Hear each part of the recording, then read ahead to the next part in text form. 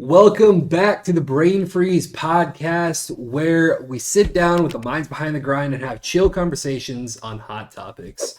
Last episode, we had the honor of sitting down with the Monster Girl, and what a conversation that was. From her fearless mindset to the way that she's leveling up behind the scenes. It's creators like that who remind you why this space can be just that special. In case you missed that one, go run it back. You'll thank yourself later.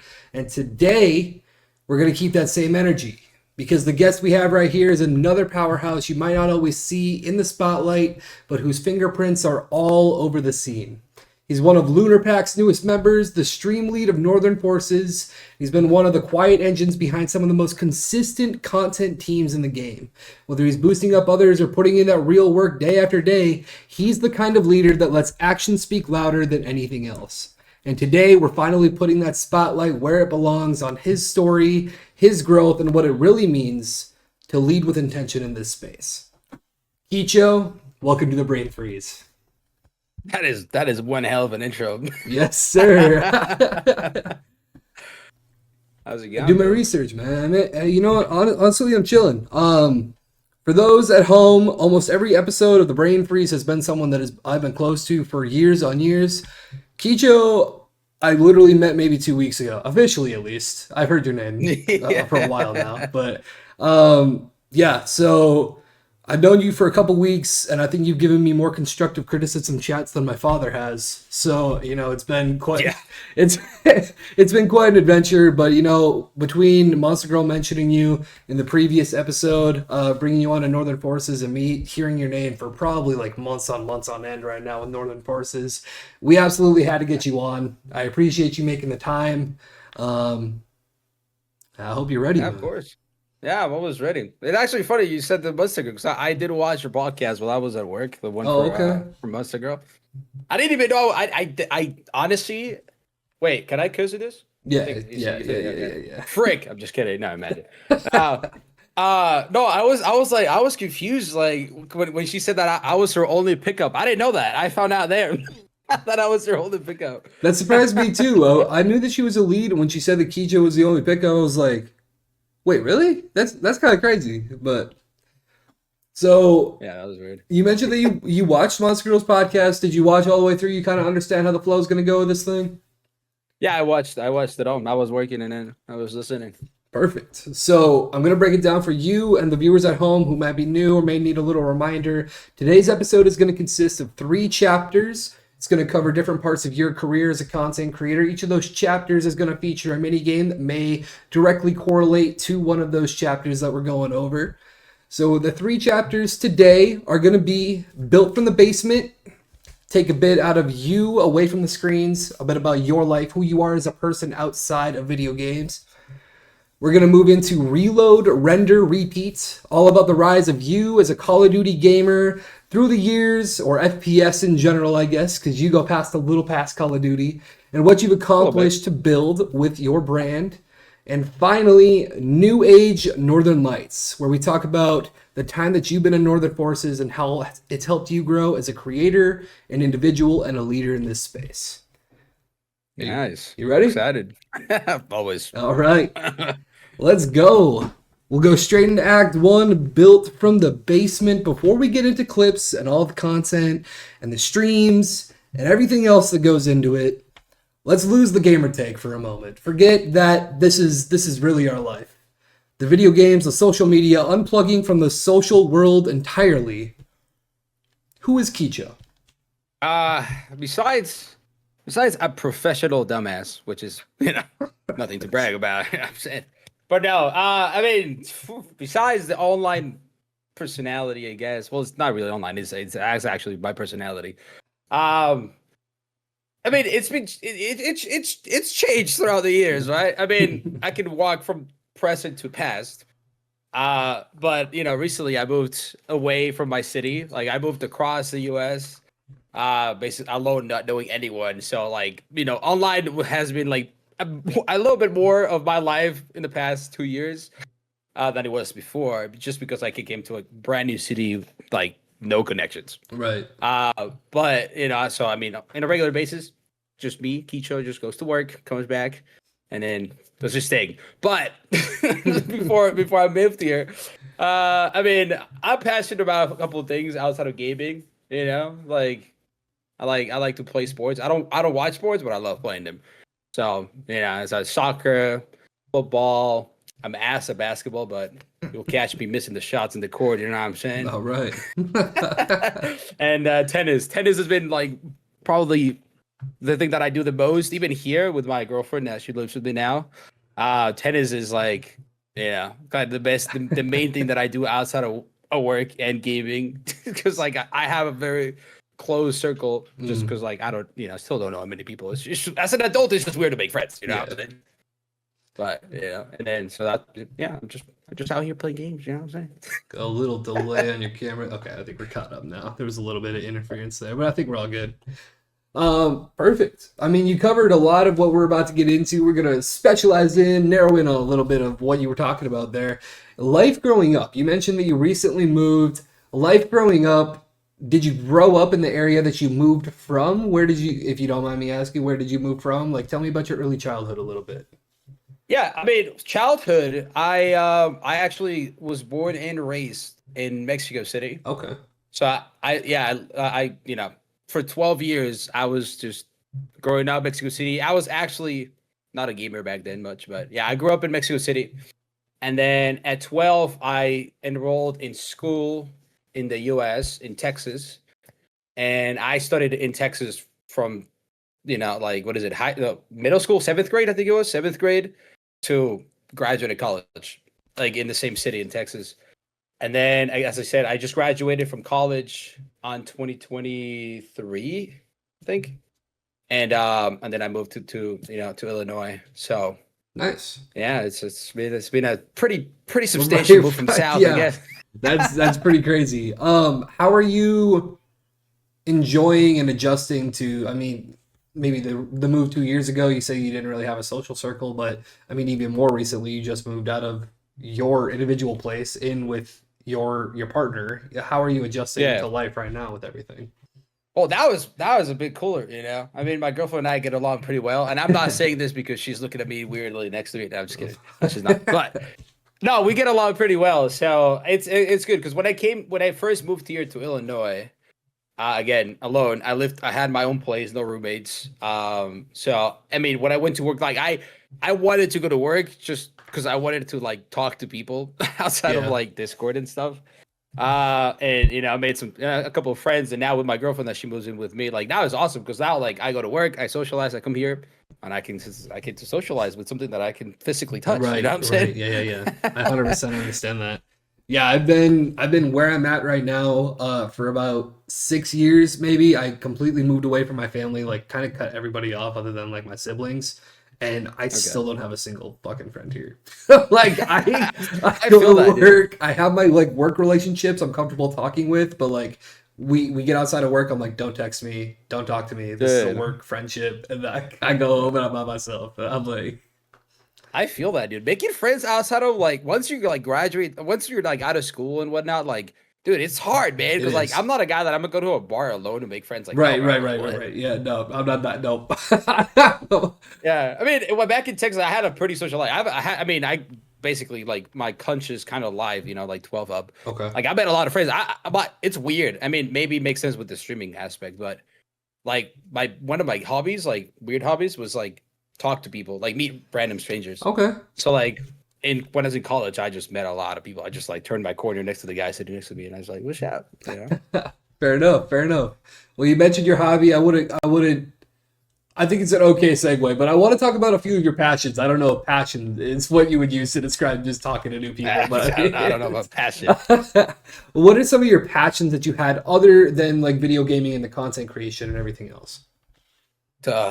Dude, I mean, I don't even know, man. Like, I'm passionate about like chilling, Like Oh, okay, let me get some clarification. Like when I was growing up, I still go to Mexico City. I went to Mexico City a lot, and then I lived in a city that was borders. So like I crossed to Mexico and the U.S. like all the time. So what I'm trying to get at is that I was not a party house. Yeah. I wasn't crazy, but I definitely did my fair share of like, like going out and drinking and stuff like Right, that, right, right. like a lot. So like I kind of like went past that phase. That like I'm an unk now. Like I'm a gramps. I don't like if they invite me to go clubbing right now. I'm like, I'm good, bro. Like Yeah. I'm chilling. You know what I'm saying? So that's what I'm saying. I like to chill. That's my passion. I just want to chill, dude. And like That's play tennis, and that's my main thing. I love playing tennis. Like I right. really love it. Yeah. Yeah, no, that's completely valid. I mean, a lot of it right now, I mean, I assume that everybody in the video game realm, if they are not a full-time creator, they kind of have like the same like mental overload all of us are just kind of going through as a collective unit together. So I mean, Yeah. like people don't understand it, man.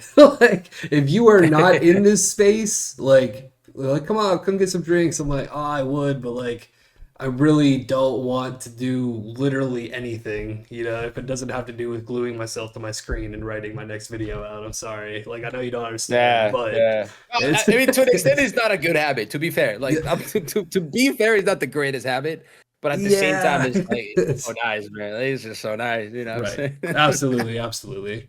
So let's talk about your relationship with what competition looked like for you early on. You mentioned you played a lot of sports. I assume competition was obviously part of that. So do you have kind Yeah, of this healthy relationship with competition where you always like to be competing for something, or tell me about that a little bit? I think that has like okay, it's because it's not depressing, I promise you, but it's faded a little bit. Because like yes, like I love to like I mean, till this day, okay, I love to improve at what I do. Like, I like to like learn something and improve and like be the best I can. Obviously, I was more into like I want to be the best, like back then, right? Like like in either sports because I used to play for my high school, so like I wanted to be in the like Yeah. try to be one of the best players, which I was not. Let me just say that I was not. But for example, like tennis, like I'm gonna give that example. So I played tennis when I was a kid for like maybe a year or two. Stop going out of focus. Stop it. Stop it.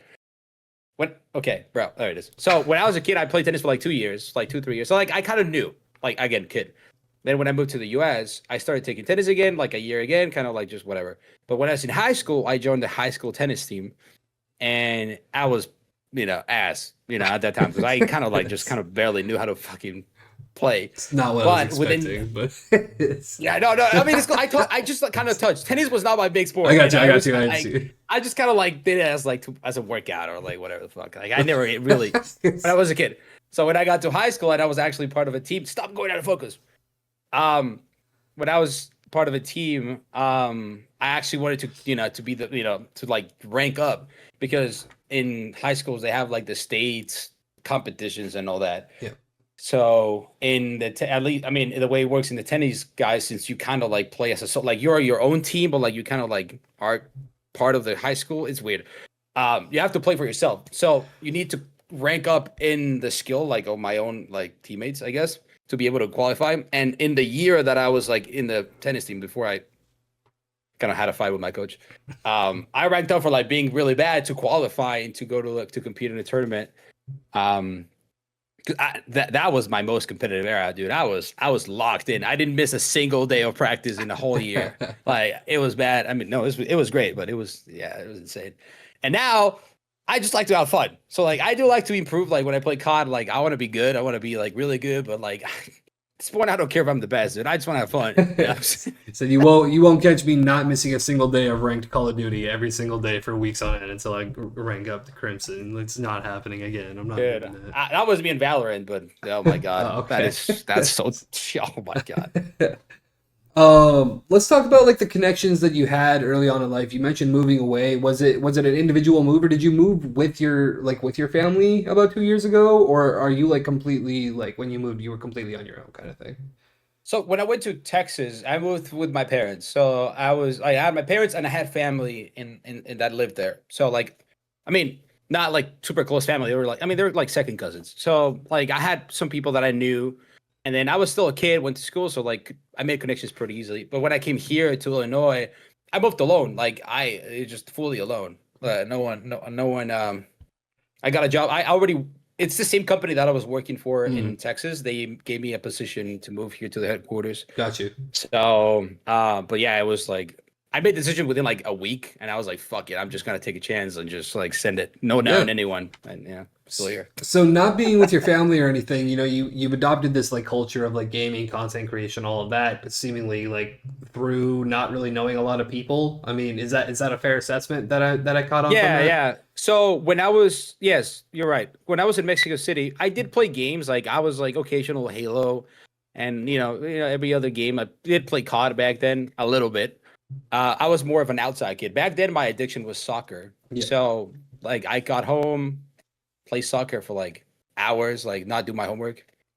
And but when I moved to Texas initially, I had no friends. So Yeah. like I made friends, with like fairly fast, like pretty, like, because I was somewhat social.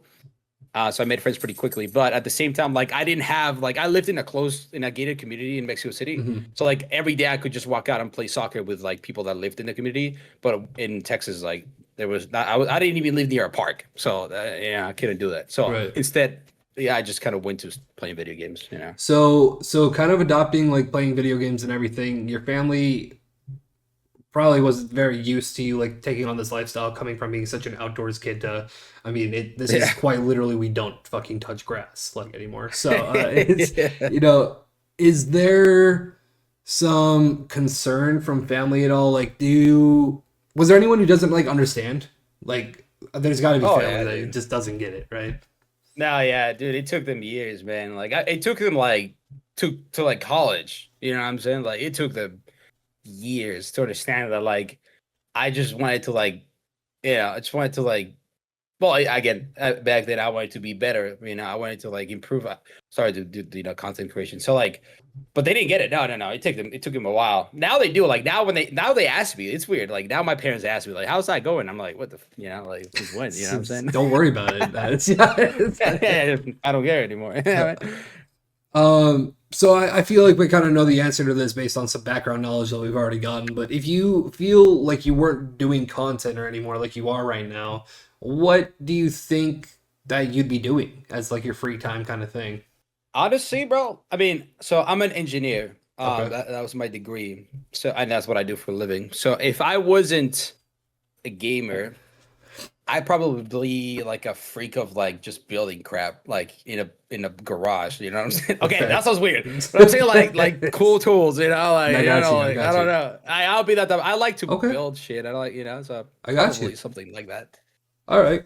So let's talk about like the work life balance. You mentioned moving in with your girl, so you spend a lot of time with her, I assume. You got the engineer lifestyle, so I know you work a fuck ton. You stream damn near every single day.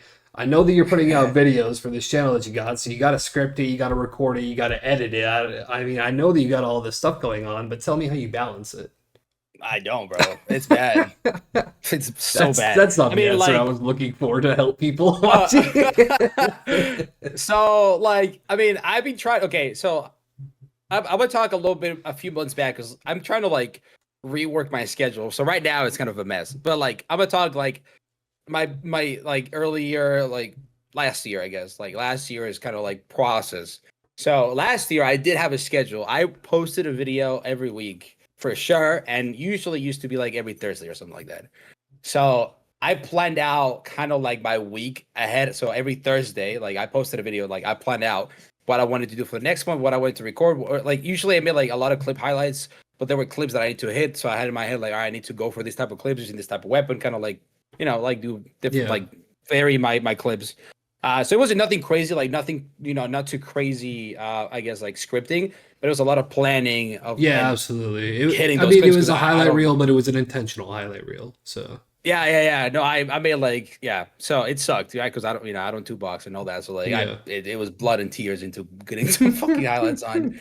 And then what I did back then, luckily early on, like around September last year, one of my boys started to do the thumbnails for me. But before Mm. I pulled like shit out of my ass and just like slapped it in there. That is I an tried, man. I tried to insane learn. way of putting it. I try to learn, dude. Right now, I'm trying to right now. I'm going back to making my own thumbnails, even though he can still do it for me. But I'm trying to learn. So now it's a mess because like now I have more channels. So I'm like I have a secret channel. I have like a second channel that I need to like get up and running.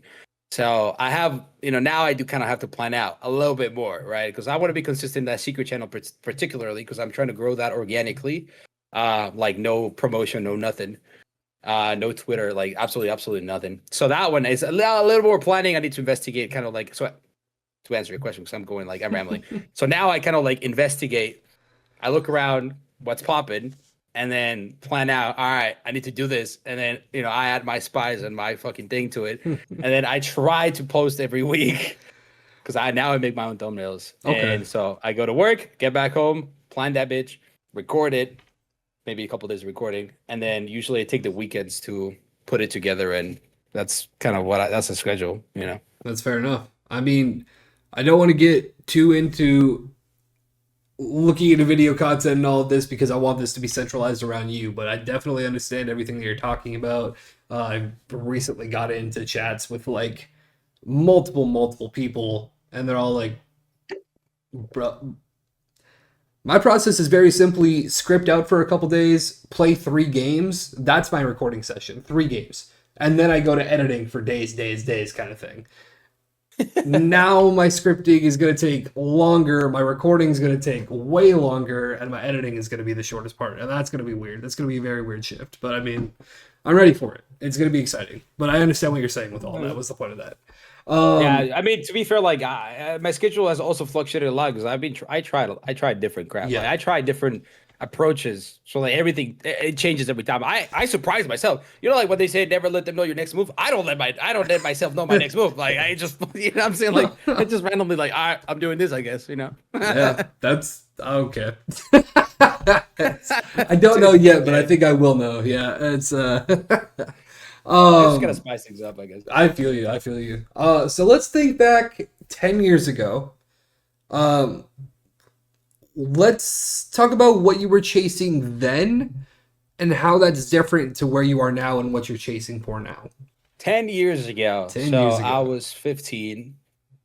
I was chasing. Okay, so 10 years ago. Did I start streaming 10 years ago? 15 years old. I was in the COD scene. That was my last year in the COD scene before my break. Because I'm pretty sure that's 2015 was the year that Infinite Warfare was out, if not 2016. So it was one of the two. So I was a COD nerd. So back then I wanted to join Face or Obey. That was the goal. I was getting home after school, directly turning that 360 on and putting on. I always went back to BO6, to BO2, to be honest, but putting the COD and then just grind for days and hope to hit a clip, which I didn't because I was ass.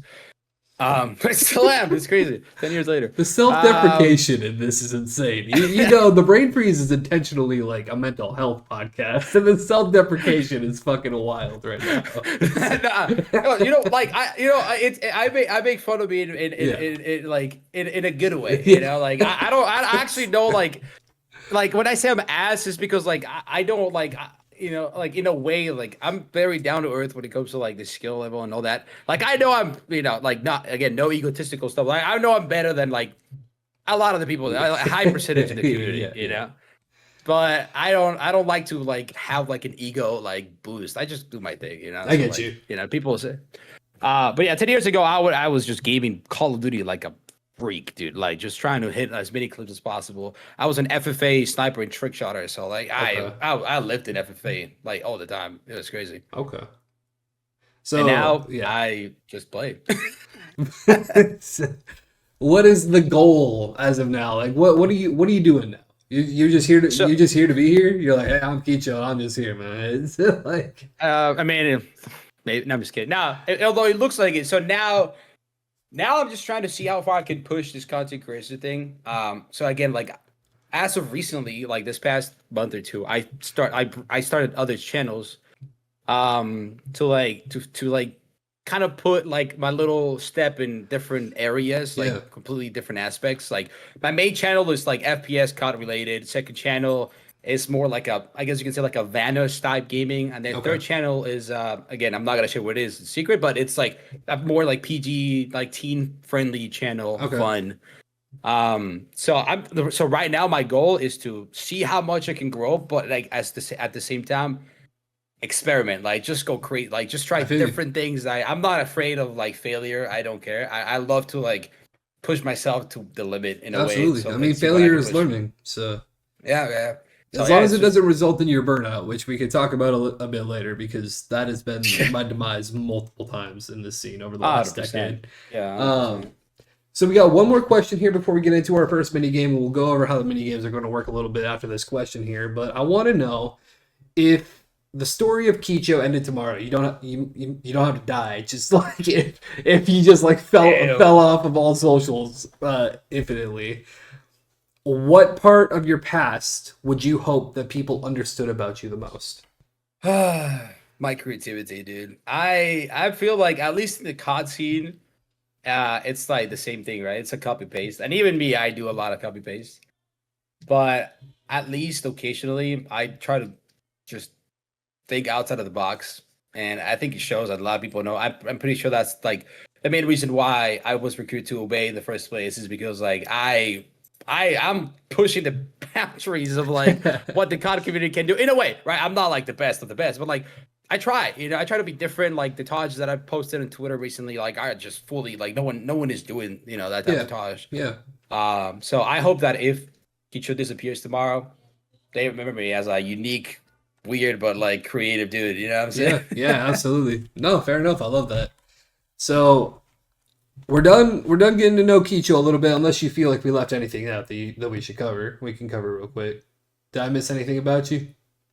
I don't think so. All right, 10 questions to find out everything we need to know about Kicho. You guys heard it here first. We're gonna go ahead and get into the first mini game. It's gonna be a hot seat style mini game. There's not gonna be any correct or incorrect. It's all opinion based. So the way that our mini games work is we do 3 mini games every single episode of the Brain Freeze. They typically are based around a trivia mindset or something along those lines. So there are true answers and wrong answers. And if you get a correct passing score on these mini games, then 3 passes on these mini games result in a massive giveaway at the end of the Brain Freeze. If you get a perfect score on any of these mini games, then we give a tub away of glitch energy from our sponsors of a tub of yellow snow, which is my personalized flavor with them. So since there is no true and false answers for this first mini game, it's just going to be opinion based. You're going to get an automatic pass, but there will be no opportunity for a perfect score. So no glitch energy tub giveaway for this, but you're 1 out of 3 away for the grand prize giveaway for this episode, which is going to be a giveaway of $200 worth of Razor merch using code Kicho at checkout. Oh, I don't have a code, but I do have a link. Razor. Using code link. Using link. A link. Yeah, it's a link. Yeah, you should give me a code, bro. Razor, give me a code right now. Give them a code. What are you doing? Give them a code, Razor. I don't think they're going to watch this, but all right. So we're going to get into the first minigame. Hot seat style, like I said. Minigame is going to be called Odd Man Out. So I'm going to give you 10 questions here. 10 questions. Answer as quickly as you can, but this is basically to just loosen you up and kind of get any nerves out that you might have over the podcast right now. So we're going to get you a little loose. We're going to find out some pretty hot topic, potentially answers to questions here, especially being multi-FPS based. This might be rough for you. But we'll find out. So we're going to start. I'm ready. All right. I'm not even worried. I'm not even worried. Yeah, let's go ahead and get right into it, man. I mean, it's nothing to worry about.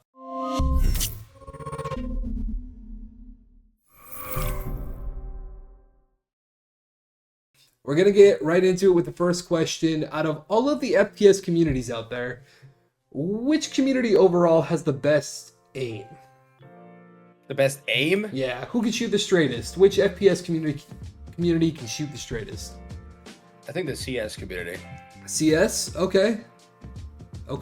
I don't think that's actually going to be a widely disagreed answer, to be honest. I think CS is a fairly reasonable answer there. I think CS and Siege, maybe some Valorant straying in there kind of thing. Yeah. All right. If you had to make a full-time living off of one game every single day, you have to play this game. You have to put out videos that are going to bang, the videos that are going to perform the best, not your favorite, the videos that are going to perform the best. You got to make a full-time living off of one game. What are you choosing? I'm gonna go with Roblox. Roblox. Okay. There's a lot to do in Roblox. There's a lot. Yeah, I mean that's a game that I could probably do because it's like constantly doing some random games. I mean, And it's almost gonna be anything you do over there is gonna hit. So yeah, definitely. you could have some fun at least. Yeah, no, it's gonna be hard to get burned out because it's just way too much Right. stuff. All right, this one's gonna test your Call of Duty knowledge a little bit. How long have you been in the Call of Duty space? Well, I was since 2013. Okay, 12, so a while. but I took a. Oh yeah, you had a hiatus. Well, all right, you were there for some of the golden CODs at least. Yeah. So we're gonna ask you, what is the COD map that is the most overrated from history? Most overrated. The most overrated Standoff. Oh wait, overrated. Sorry, I don't know why I said underrated. You think? Hold on. You think standoff is underrated? That's everyone's top three. I don't know. I mean, I've seen lately, like actually recently, I've seen some people talk shit about standoff. I'm like, what are you doing right now? That's crazy. Yeah, all right. Anyways, overrated. Overrated map in all COD history. All of COD history, the most overrated map. Everyone hypes up, but it's absolute dog ass. Nuketown. All right, next. I hate it. I hate playing Nuketown. In your opinion, in the Call of Duty space specifically, because that's where a lot of these guys that are going to be watching are from right now, what is the best team or organization today that is the best at spotting talent early? Damn. I mean, besides North. I don't know, dude. I mean, I think everyone has had a first share, you know, like, but I'm pretty sure. I mean, not pretty sure. This one's tough. I'm gonna say Ghost, probably. Ghost? Okay. That's a fair answer. All right. We're gonna rank these from the most to least stressful for Kicho. Number 1, hosting a stream. Number 2, leading a team. Number 3, editing a video. Number 4, submitting a clip to the next Northern Lights video. Oh god. I mean, like, the most stressful is the clip one because like I get out of box, so like it stresses me the hell out to go for those clips. But I mean, I do like it. I do. To be fair, I like going for them. Oh yeah, that's the most stressful. Well, wait. Okay, so that's the one. What was the third one? Hosting a stream, leading a team, editing a video. Editing a video. Okay, I'm gonna say editing a video, but it's not because like it's because like I want to I have a vision of when I edit a video, I have a vision of how it's gonna turn out, and I want it to be there. Like I want it already to be there, but I have to go through the whole process. Yeah, I get you. So the second, leading a team, I guess. Or wait, what am I doing? So it's first, so third, leading a team. Fourth, streaming guide. It's whatever. Yeah. Okay, as a stream lead, insane. But I mean, all right, that's a fair answer. Okay, we'll go to the next one here. What's the one red flag in a streamer that automatically tells you, yep, they won't last? Automatic red flag on a streamer. I mean, besides like not reading chat, I mean that's like a given. Honestly, like the worst thing a streamer can do is have a lot of quiet moments, even with no viewers. That is the worst thing you can do because people can click on the stream at a random point in the stream, and you want the chances of you talking and interacting to be way higher, even though no one's watching. So if you're a streamer that like even though you have 0 viewers or whatever, like you're like constantly just like locked in your game, people are gonna join in and click away. You don't even realize.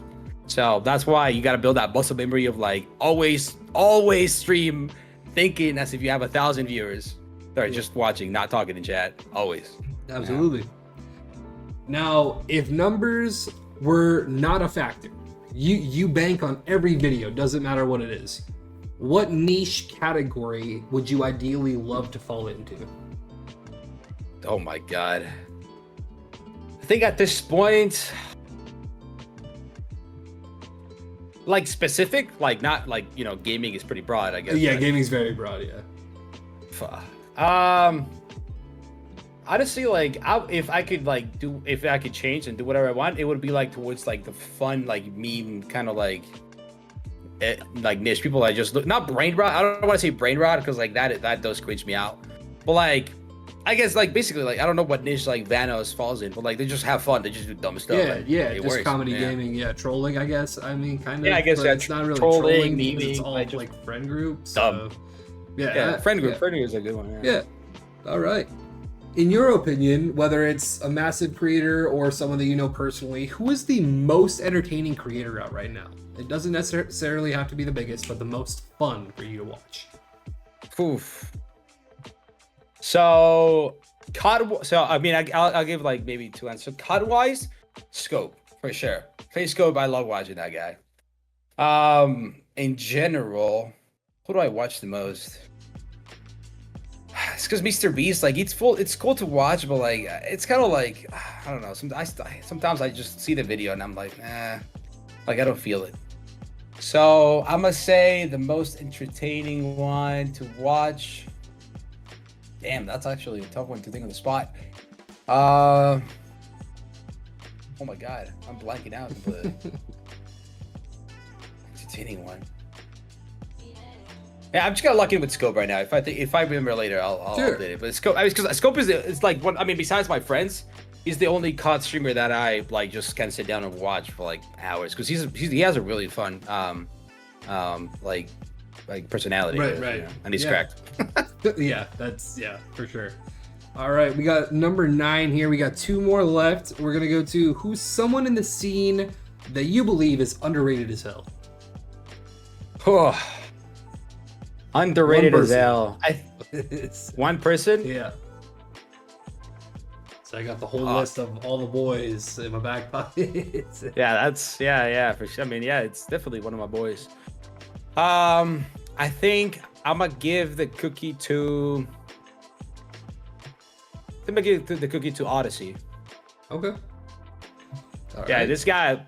I mean, I'm not sure if he's gonna watch this, but that guy is fucking dedicated, man. Like. He's just, and he doesn't even do COD. He does Minecraft. You know what I'm saying? Like he's just in his thing. I love that. It's a hell of a community to get into if you can hit it. Like it's. Yeah, no, he's really creative. I love that guy. Awesome. All right, we got our final question for the hot seat questions here. What is the most overrated sniper in Call of Duty history? Overrated. Gun that everybody loves, but like genuinely, we all know that it sucks. I'm gonna say okay. I'm thinking back. Damn, it's because I do agree with most of the people's opinions to that. I'm gonna say not because it sucks, but I think the Barrett it pisses me off, man. Because like it is a clip. It is just it's a cheat code to hit clips, you know. Like it's just you just hold down the side, you can hit a 6 on. You know, so I'm gonna say the Barrett just because it's also high damage. And at least you don't. There's no challenge in using it. It's easy as hell. Fair enough. I'm gonna give you a part 2 to this because I am curious. Out of the snipers in Call of Duty history, what is your guilty pleasure sniper rifle? The ballista. The ballista? Yeah. So let me define my terms on guilty pleasure. It's a a sniper that everybody hates, but you're almost embarrassed to admit that you love it. Okay, now not the Morse. The Morse.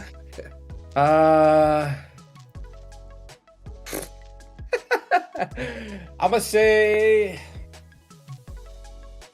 Okay, damn. Okay, this one's harder.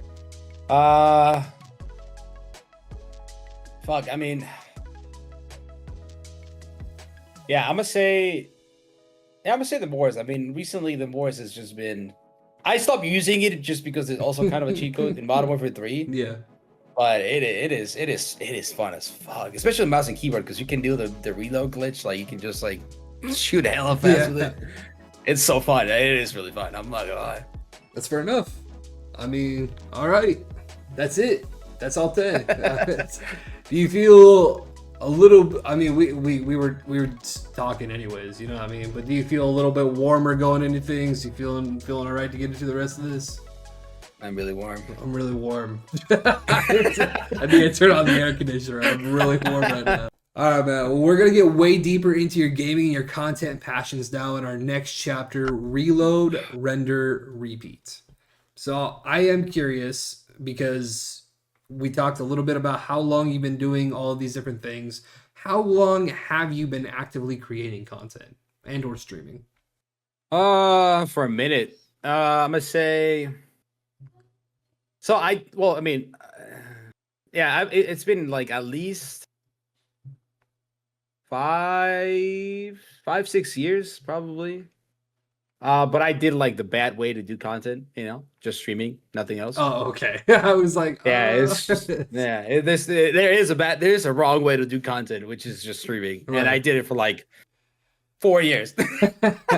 So now I'm barely kicking up the rest of like. It'll eventually work. It's fine. It's fine. The biggest self-lie in history. Like, oh my God. So, what creators originally got you into wanting to create content? So I mean, originally I did want to make content back then. I just didn't have, and like I didn't have the equipment, I guess, to do so. I only had a capture card that barely worked. It was the Roxio. So like the original guys that wanted me to, that inspired me to make content was the Phase guys and the Red House, the Phase House and the Red House, I guess. So you get your equipment that's finally working, and you're ready to record your first video. What was the first video that you ever made? Oh my God. The first video that I ever made. Oh, I still have it somewhere. It's like in private. It was a stream highlight video of a BO2 stream. Oh my God. It was so bad. It was like, so bad, man. It was just so bad, dude. Oh my God. So a single stream highlight video. Yeah, a single stream highlight video. You just like did your best clips from that stream, or not even, bro. It's just whatever. I thought it was the funniest thing, but it was like the cringiest. Like there was one of me like dancing, and I'm pretty sure the song didn't record, so it was just like I just put me dancing to no music. Yeah, that's good. Yeah. And you don't even actually like play into it on the edit. You just play. You're like. No, that's great. I remember, and I was playing Studio. I just watched that video actually, like last week. I was looking at to see I always watch it occasionally to see like where I was, and oh my God, actually. Okay, but my first video, not a highlight video, was me reacting.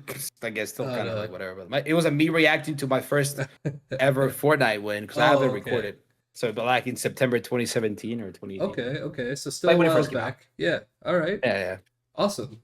So all of us as content creators and streamers kind of have this moment where we realize like, I don't want to just play video games anymore. I actually want to like create things. I want people to watch what I'm doing. So do you know that moment in time where you kind of flip that switch to, instead of I just want to play video games, I want to have people watch me play video games? Yeah, I mean, it was when, again, it was a few years ago. It was during the time that I made that highlight video, because that one was fairly, like, I guess, like in my starting, like, streaming kind of like career, I guess, I don't know, path. Mm-hmm. I think the turning point, it's hard to say. It had to have been people that I used to watch play, because again, it was still during Call of Duty days. So it was probably inspired by one of the streamers that I used to watch. I'm gonna say like maybe who did I think it was like Nate Shot, probably, when he did a bit of streaming on Twitch back then, and like Face Sensor back then. Yeah. And I was like, I look, you want to play games and people, interact with people as well. Yeah. You said back then so fast. Like, no, not anymore. Fuck Sensor. It's well, he's not in phase anymore. I got you. Yeah. No, he hasn't been phased for like a lot of years. Sensor anymore. Yeah, no, he's been out for a while. Yeah, for sure. So walk me through the first time that you started feeling your real like traction in this space. Was there like a video or just a moment in streaming where you just kind of flipped the switch? Oh, that one is tough to say because again, for like a lot of years, I did the wrong way. So like I did have some success. Okay, so there was a few different. There was like I guess different occasions. There was a little bit of pushing traction a couple of times during my just streaming phase.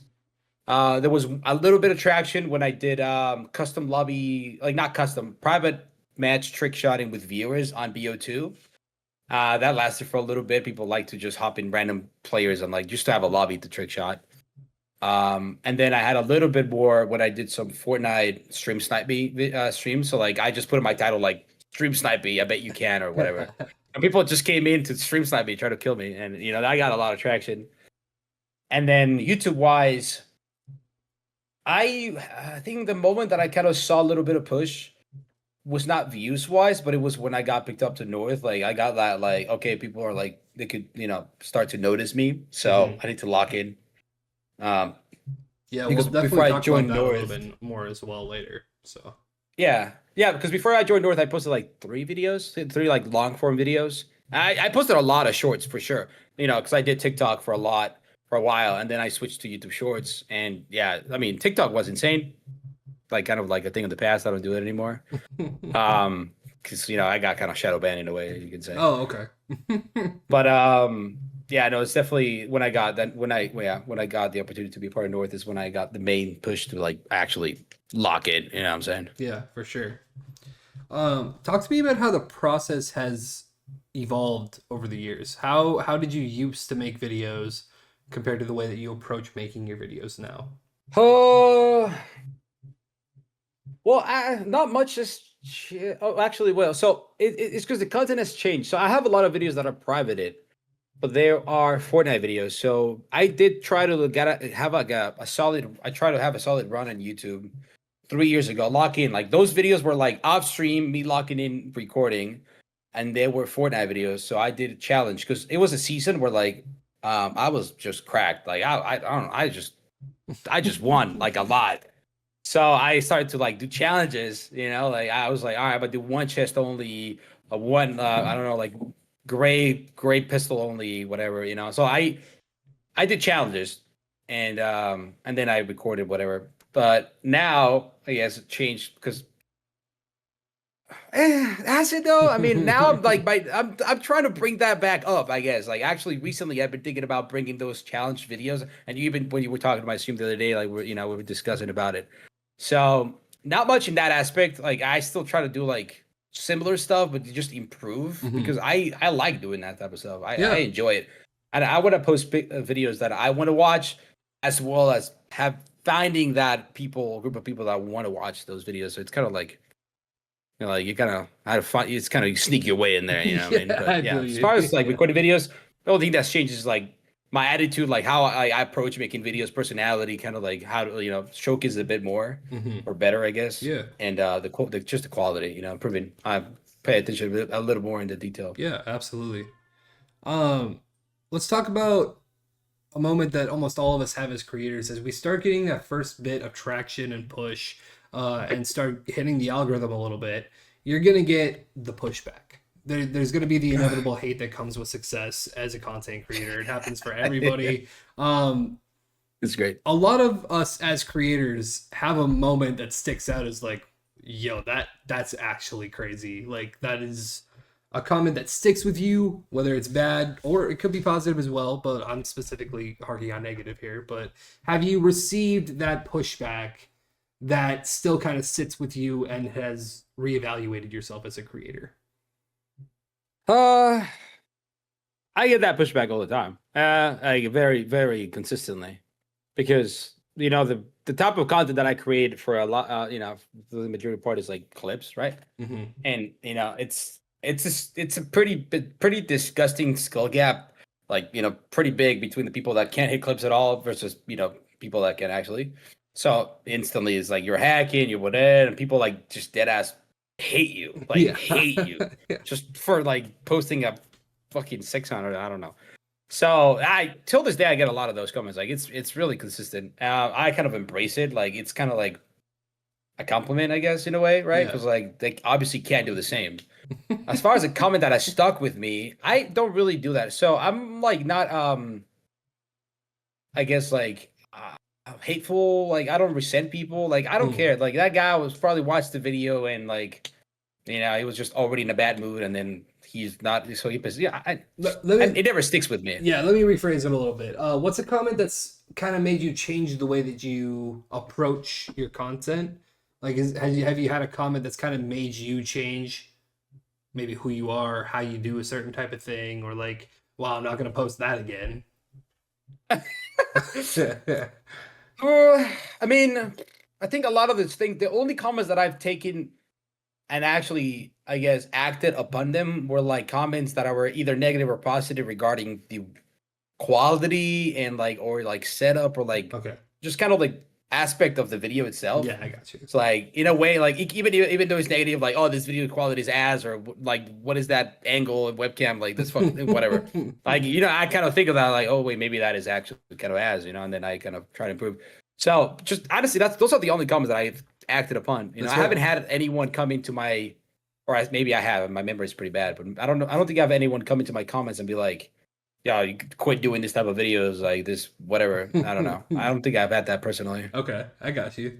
Um, now you've been doing content for about 6 years now. Obviously, with that, there's going to come a lot of draining moments, especially being in the Call of Duty space for at least a part of that. The content scene is dry over here, to put it nicely. Yep.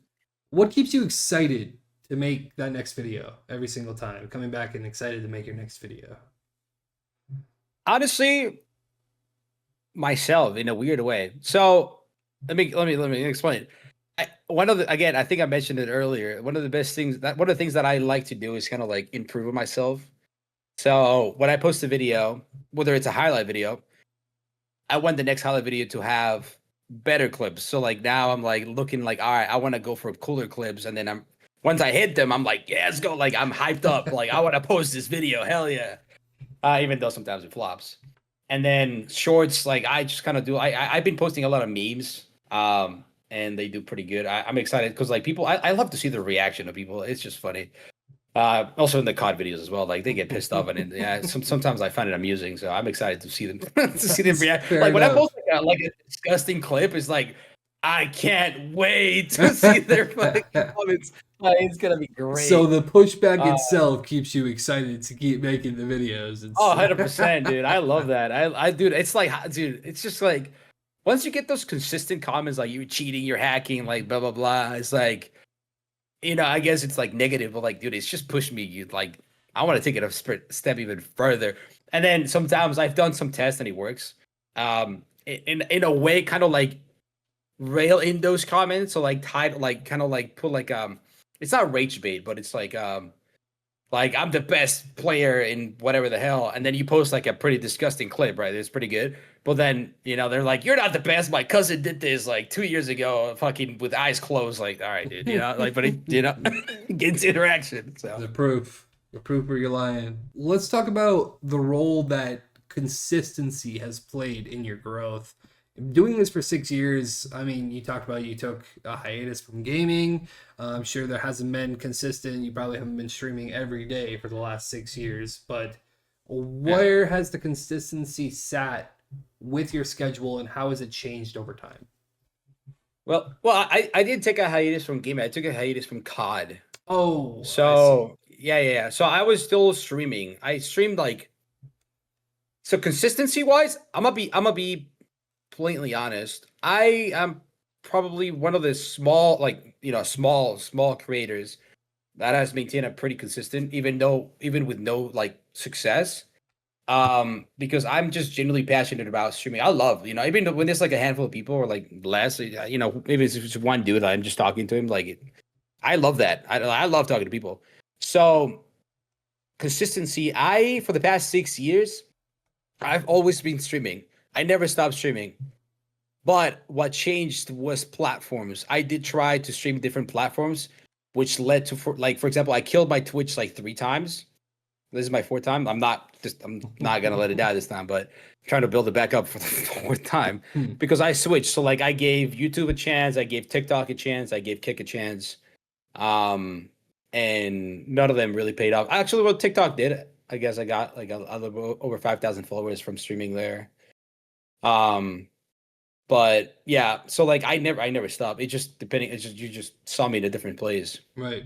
So yeah, it's been a grind. I have never stopped, dude. That's fair enough. We talked about some like videos that will quote unquote flop. How do you deal with the internal emotion of like when a video flops and you put all that work in and you talked about getting excited and like I can't fucking wait until I see this, and then it gets, you know, it underperforms and you don't get those comments that you're looking for. How does that Yeah. affect you? Well, it does suck. I mean, there's really not. I mean, it's impossible to be like, nah, like, you know, it's impossible to shake it off so easily. It definitely sucks. Like, but the reason why it sucks, especially like the videos that I've made, is because for example, there's two videos on my channel, three videos on my channel that I posted, and the minute I posted, I was like, they're gonna get 1,000 views, and they did. And it's BS. It's like best class hit up, best like whatever. It's just kind of bullshit videos, which people like love to click, which is, you know, because it's educational videos, right? You know, like those are the most clicks. But then when you post like a good like for example, I post like a montage, right? Like I post a montage and I'm excited, and then it just gets like 20 views. It's like fuck. But I mean, it does suck. I can't lie. I mean, sometimes like I look at it, I'm like, fuck, I don't want to do another one. But then I guess in my head, I'm always like, but what if the next one goes crazy? So that's kind of like what I do. Like, you know, like one video flops, and I'm always like I just think of the next. That's you a know, like, really maybe good the next one will internal do better. internal emotion to set for yourself, because a lot of people don't have that. A lot of people, Yeah, you know, it's like you said, it's impossible to shake it off, but a lot of people are like, man, fuck this. You know, they're just fucking done. yeah, But I mean, you got that 100%. internal voice in the back of your head where you just never, you don't have that negativity of like, have you ever wished that you stopped? Like, are you happy where you're at right now, kind of thing? Or, I'm glad that I'm glad that I never stopped. The only thing that I kind of regret stopping is the consistent platform, okay. because I think that took a massive hit of my growth. I probably could have been way higher than I'm at right now if I didn't, you know, switch platforms like a fucking ping pong ball. Um, but no, I don't regret it. I think like it's really good. I mean, it's not really good. I mean, maybe for a lot of people, it's probably very mentally fucking it hurts, you know. Because my videos, none of my videos have done crazy. Like till this day, you know, like none of them are, you know, like 100, like the average is like 100 to like 300 views, maybe 500 views, which it's not good, right? Like, I mean, to be fair, like it's not, you know, it's not nothing to brag about. It is good. It's nothing to brag about. It's not like 10,000 views, whatever, right? Um, but it's just that, like, again, like the thing that keeps me coming back is just that maybe the next video will hit it. You know, maybe the next one, man. Until it happens, so I might give, and it's an advice that was given by a YouTuber called, I don't, maybe you know him. I don't know. It's called McJuggernuggets. Yes, He doesn't do YouTube anymore, I do know him. Yeah. but yeah. So one of his videos way back, he did give an advice, whether he was in character or not. But he gave us an advice, and it was pretty like something that I would put in those words too.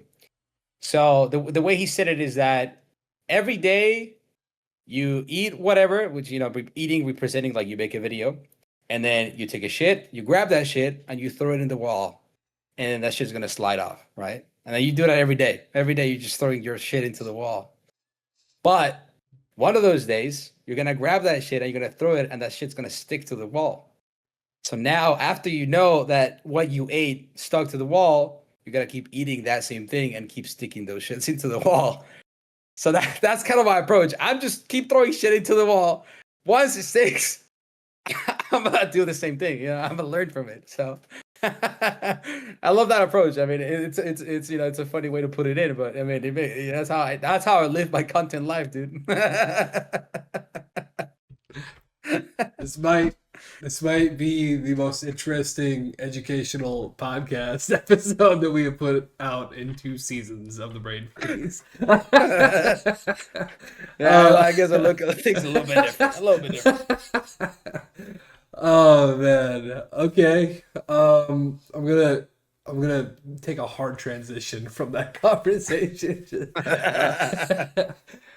So let's talk about longevity as a creator. What do you think separates the creators who last from the ones who don't? Oh, that's easy. They never think of outside the box. Like they stay in their comfort zone, and that just dies. And that goes with everything. Like the best example is like you put a music, right? You put a song, right? And it's your favorite song. You can listen to that song for, for days on repeat. At some point, you're just gonna be like sick of that song. Or you're gonna skip it when it comes on. Same shit. So if you do the same content every single day, at some point, the viewers, the people that watch, are just gonna be tired of it. So you gotta always kind of freshen things up. Always, you can stick to those roots, have that, at least that consistent audience for, as you go. But you gotta throw different stuff out. You gotta try different things to kind of you gotta grab people in from everywhere. So Yeah, absolutely. Now we're gonna go back to your first year as a creator or exclusive streamer, and I want you to warn yourself about something that you personally did. I mean, let's stray away from the switching platforms because we mentioned that a couple times, but let's warn yourself about something else as a creator that you are going to do this. Don't don't do this. yeah, honestly, I've thought about it, and it's about branding yourself to a game. It's not good as a streamer, as a streamer only. I mean, as a content creator, then it's kind of different. But as a streamer, I hate the fact that I was branded to a game. So even though I didn't switch platforms, I switched games because I was bored or I just wanted to try something else. People didn't watch, and it's fair, right? People are fine if they want to watch the game that they want to watch. But it's so nice when you have a viewer or a couple, some viewers that watch you because of you. And a lot of the content that I was doing in the early stages was about, being, skill and, it's not really skill, but, I was somewhat good, right? Like in Fortnite, COD and all that, when I streamed it. So people watch because of the content that I was doing instead of the me doing the content. I got you. So when I swap between games or when I got tired of burned out, then it sucks. So I guess my advice to myself would be trying to get an approach of like be more personality known rather than the game you're playing. And it's Yeah. tough. It is. I'm not even sure how I would do it, but I mean, that's how streamers do right now. Like the biggest streamers in the world, people watch them because of them. Not taking the pro streamers, right? Like Yeah, those yeah. obviously they watch it because they're pros.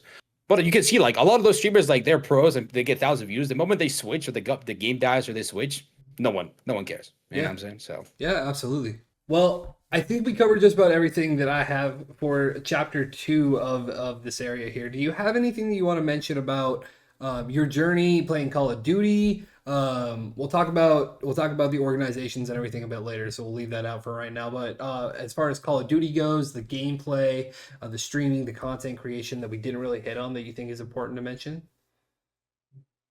I mean, the Call of Duty, the game. Honestly, dude, like to be fair, as a content creator, if you're trying to grow in the space, besides like doing trendy stuff, like just stay true to yourself, dude.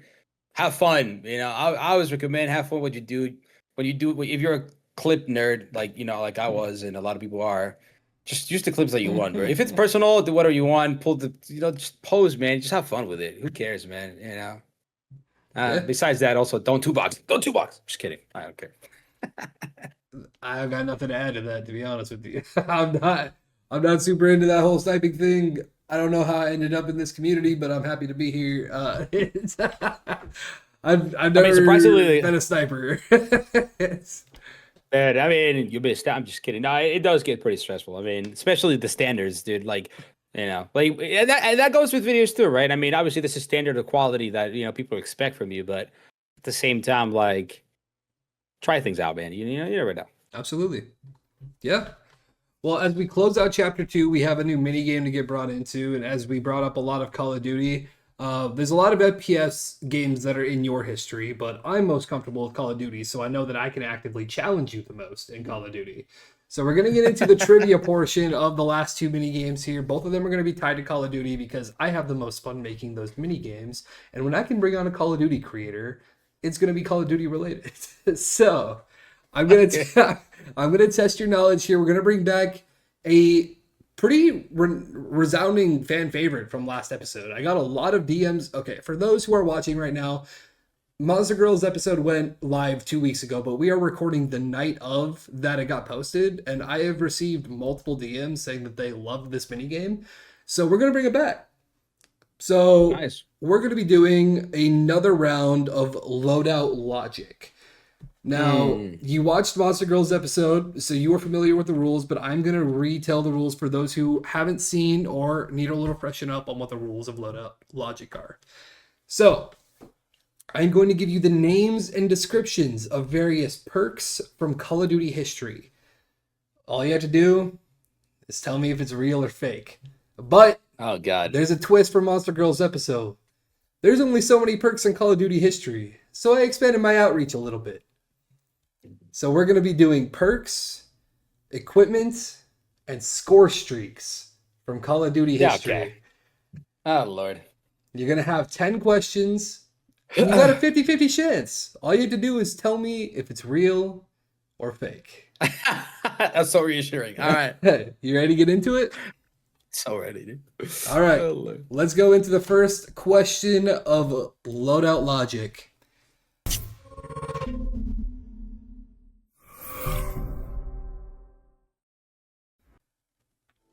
This is going to be a perk that increases your melee distance, and it's called the Commando.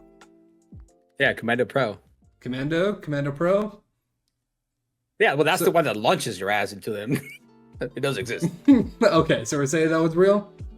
Yeah. All right, we start off easy here. I knew you played those old school CODs. But it has to be the Pro. The regular Commando didn't. Oh, it did increase. Never mind. It increased your melee damage, but it didn't do it as drastically as Pro did. Yeah. Yeah, Don't worry, true, I do my true. research. Don't worry. Yeah. All That right. makes sense. It makes sense. One for one. I mean, we started out super easy. We're gonna go a little bit more into it. You're gonna know some of these because you're such an old school COD guy. So it's gonna be a little easier for you. My memory is pretty bad, but right. All right. Question number 2. The Black Hat. It was used to hack enemy equipment and score streaks. I don't know if that's called the Black Hat. I thought it was the EMP. But I don't know if in the COD it was called like that before. I'm gonna say no. You gonna lock that in? I don't know, man. I don't know if it was ever called Black Hat. Is it based on the name? Let me Or if rephrase. Anything that is fake, I completely made up. Oh, okay. No, then yes, it exists. The EMP exists. So the EMP does exist. That disorientates equipment and score streaks kind of thing. The Black Hat was used in BO2. It was a little remote device that you pulled out that actually hacked enemy score streaks and made them your own. Oh yeah. So you're right. Damn. 2 for 2. Okay. Maybe Okay. unintentionally, but 2 for 2. It was in Black I'll Ops take 2 and Black Ops 3 for all those at home. Yes, I'll I know it take was it. in Black Ops 3 as well. All right. Question 3. The Displacer Disc teleports you to it after 3 seconds of throwing unless manually canceled. No, that's from another game. Displacement. Yeah, because that's not a tack insert, right? I mean, what is it? Is it? Could it consider a tack insert? I mean, It's like, I mean, I don't know if I can describe it without giving away. I'm gonna say okay. So wait, say it again. Describe it again. Okay, The way you so described this it. is a piece of equipment that essentially you would throw, and you teleport to it after 3 seconds of it being thrown, unless you manually cancel it. Damn, that doesn't sound like COD though. Fuck, that could be wrong. I'm gonna say no, but I've seen that somewhere. I'm gonna say no for COD. Okay, it is fake.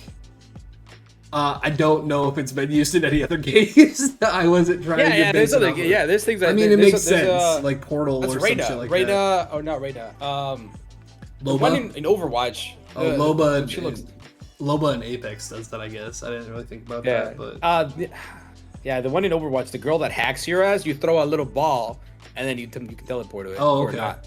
Okay, well, okay, it exists out there, but not in Call of Duty. That was correct. So, all right, you got that down. We're gonna go into question number 4. The Echo Chopper, a non-lethal aerial chopper that pings and launches concussion grenades at enemies instead of gunfire. What the fuck? Echo Chopper. The Echo Chopper, because it pinged enemies as it flew around the map for you. So it hit enemies with the concussion grenades, and if it hit an enemy with a concussion grenade, it would ping them on the map. So it's because it's like I don't know if a chopper. I know there's the drones. The drones exist that do that crap. Yeah, so I don't know if it's a chopper. I know what you're talking about. The drones are like manually controlled. The Echo Chopper was automatically controlled. It like flew over the map like an attack helicopter or anything that's autopiloted. But it shot concussion grenades and it pinged enemies. Damn, you're describing it too much. I mean, it's starting to sound real. unless you're playing with me. No, I see your face. So like I see you like. Yeah, you're describing it too much. It sounds like it's actually real. Damn. I'm gonna say just because of that it's real. If not, you play me very well. I'll be honest. You said you're locking in real? Yeah. All right, no, it's completely bullshit. I completely made it up. Dude, because that's the drones, but I didn't know it was what about the chopper? It doesn't sound familiar. Yeah, it's God damn it. There are manually controlled drones that are like that, but there isn't anything like automatic that launches concussion grenades and blah blah blah. So, all right, damn, you are 3 for 4. As long as you get 7 of these correct, you're gonna move on with a passing score. So, it's looking bad. All right. It's looking bad. Question number 5. The Mantis, a 4-legged armed robot with auto and manual option modes. Just a giant fucking like 4-legged like mechanical spider that crawled across the map. It was fucking crazy. Oh wait, no, yeah, wait, fuck, that's dude. It's because he just had that was in fucking X Defiant. Damn. A Mantis. No, I'm gonna say no. You gonna lock in no? No. All right, that is actually a real score streak from Black What Ops the fuck? 4. From where? Black Ops 4. I didn't play Black Ops 4. Yeah. Dude, that was my haters. I didn't play from Infinite Warfare to Modern Warfare 2. Hey man, look, I gave Monster Girl like almost every single perk from games that she never played, so like I can't feel bad for you, man. I'm sorry. God damn it. All right, we are 5 questions through, and you have 1 miss left. If you get 2 misses, then you fail this game, and you're gonna jet the viewers out of Razor Gear. I'm trying to be nice here, man. Come on, you gotta get this. You gotta get this locked in for the community. I'm trying. A Mantis? Why the fuck was there a Mantis in BO4? Like what? All right. Question number 6. The Claw, a compact hovering tank with rapid fire cannons and tracking rounds. What the fuck? A compact hovering tank? A compact hovering tank with rapid fire cannons and tracking rounds. Is it like remote control? Like, is that what you mean by compact? I don't remember.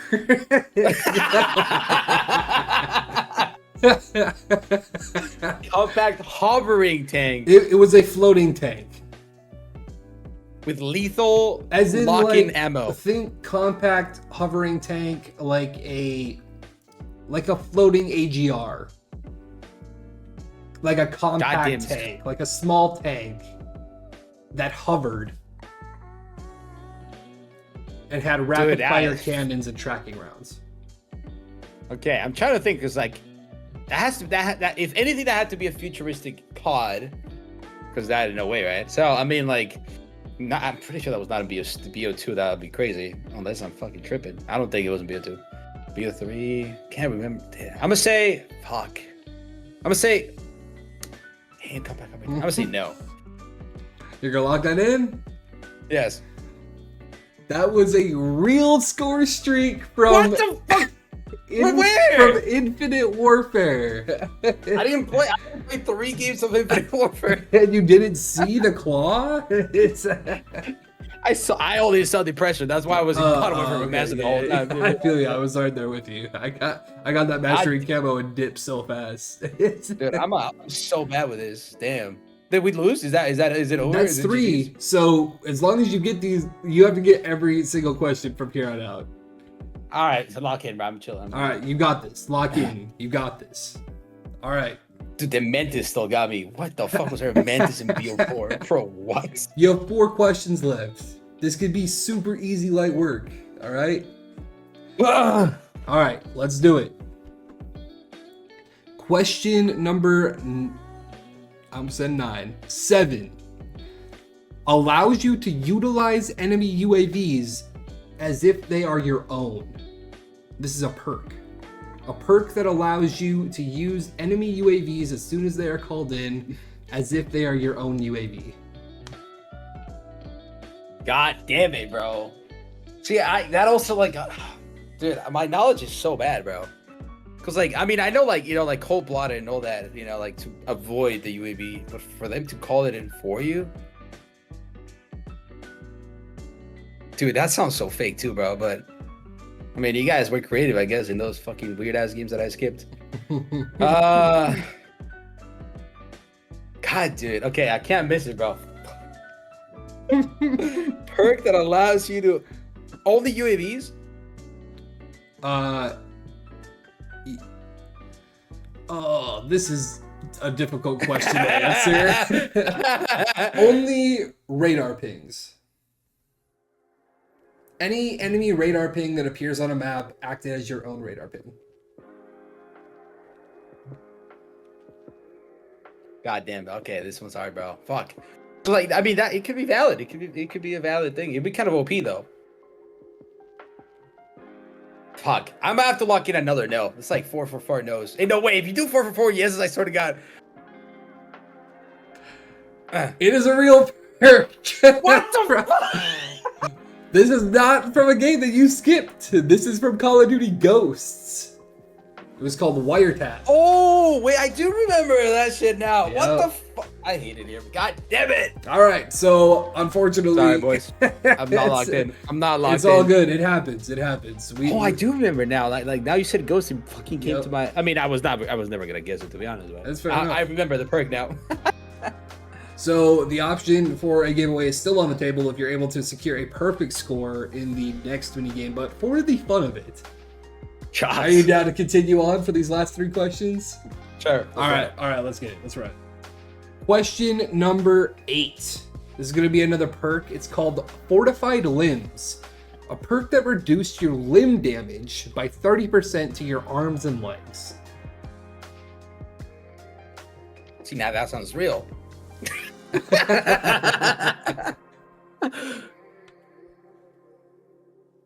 Only to the arms and legs.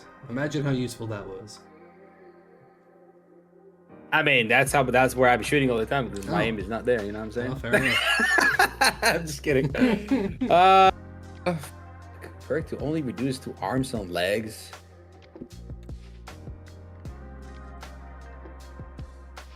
Damn. I'm gonna say.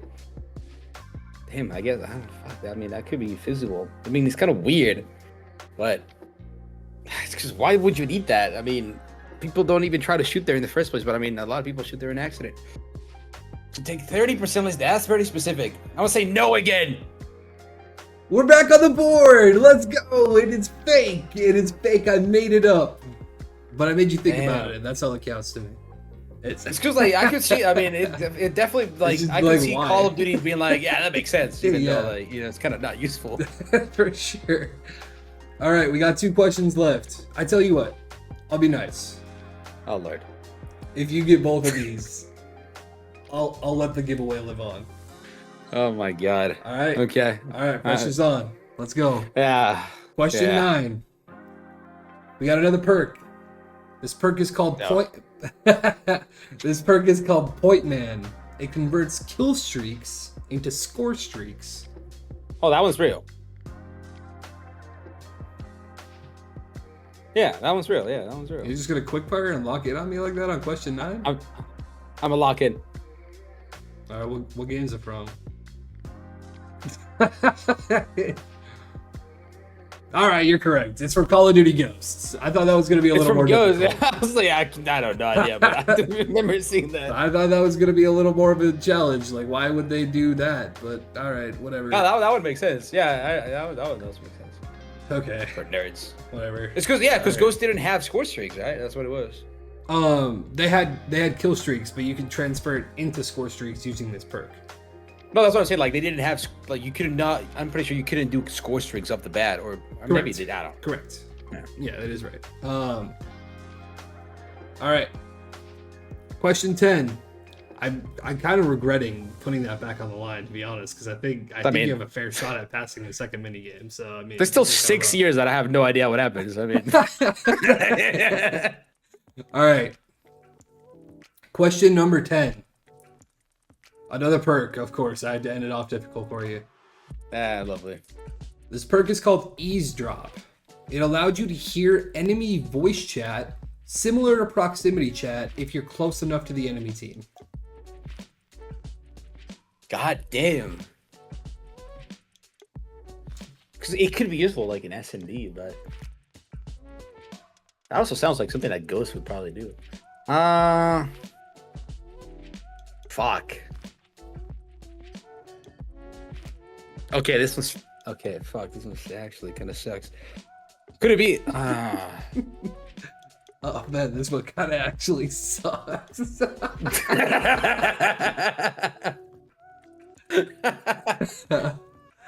gonna say, okay, so it's a perk that or it could not be a perk of a person that you can, if you're close enough, you can hear voice chat. Correct. So it's basically like your perk is literally proximity chat. God damn it, bro! I have no fucking clue. Heads or tails? I'm gonna say no. Just out of my own mind. You're gonna say no? Yeah. Oh man, that is unfortunate. That is the worst heads or tails game I have ever seen. Is it actually exists? It exists, and believe it or not, this is from Call of Duty 4. This is an old school. Oh yeah, I don't remember that shit. That's fucking old as fuck. But it's an interesting feature to put into a game that old. Yeah, I mean, yeah, that's crazy. Yeah, I didn't play COD 4. I mean, I did play COD 4, but I didn't play it during the time of COD 4. I played it only for like a little bit of time before the Modern Warfare Remaster came out, just so I could get used to it. Right. Yeah. So I played only for like. If I remember correctly, Eavesdrop was in the same category as Martyrdom and Juggernaut. So you were not ever going to see this fucking perk being used ever. There were geniuses back then, bro. But it existed. Hey, but COD 4 is a goat, though. COD 4 is a goat. So there is still the opportunity. You guys suck. I'm just kidding. I failed. I fucking failed. I failed so badly. Holy shit. Unfortunately, no giveaway for the Razor merch, but I mean, there is still the opportunity to give away a free tub of Glitch Energy from our sponsors over there. So, I mean, there's still money on the table. That's what it comes down to. And pride. You can regain some pride after losing that first mini game. My bad. Bro, okay, that mantis is gonna hunt me down, bro. A fucking mantis. I'm gonna send you a clip of how it looked after this. Dude, I might need to see that. What the fuck? So we got the juices flowing. We tested your knowledge there. It's time to switch back and go back to the questions and to where you are now. This final chapter is going to be called New Age Northern Lights, and it's all about what it's like being a lead of Northern Forces. The expectations, the growth, and of course the pressure. So, as of today, how long have you been a member of North? So, a member in 3 days is my 1 year. Oh, okay. Wow, that actually kind of works out pretty well for the timing of everything. Not scripted. 3 days. Okay, so how long have you been leading North? So I got promoted to COD lead on October last year, and then I got promoted to now overall leader on January, I think. Okay. Yeah. So yeah, now I'm the big overlord of the Northern Forces. You the big boy out there, just pulling all the strings and everything, telling people exactly what they need to say and all that. Yeah. Yeah, so like it's me and Hybrid are the ones that are running the show for the most part, and then I mean obviously above me are the owners, and then we have we kind of been placing leads around in different areas. Right. So. Absolutely. Tell me about the recruitment process and how you felt when you first joined North. I was bamboozled. Dude, I will be honest, like I've said it, I mean, this is not me talking bad or nothing, this was my genuine impression of the so before Munster Go picked me up, I went for the North RC back in like 2018, I think. Mm-hmm. And I obviously didn't make it. But the old stream lead, I'm not gonna name drop just in case. I'm not saying this in a bad way, but just in case, But I thought he like, when he saw my stuff, he gave me like an advice, and then it was like on the mic level of my streams. But then when I heard back the stream, I was like, it sounds fine. I was confused. So when I went to like ask him again, he got pissed off. So I was like, all right, well, the GG's. I think he hates me. So years went by, and he was still lead, and I was like, I don't think I'm getting in because just like I feel like he hates me just because I don't know. I just had that impression. So when I got picked up, first of all, I was confused. I was like, damn, like.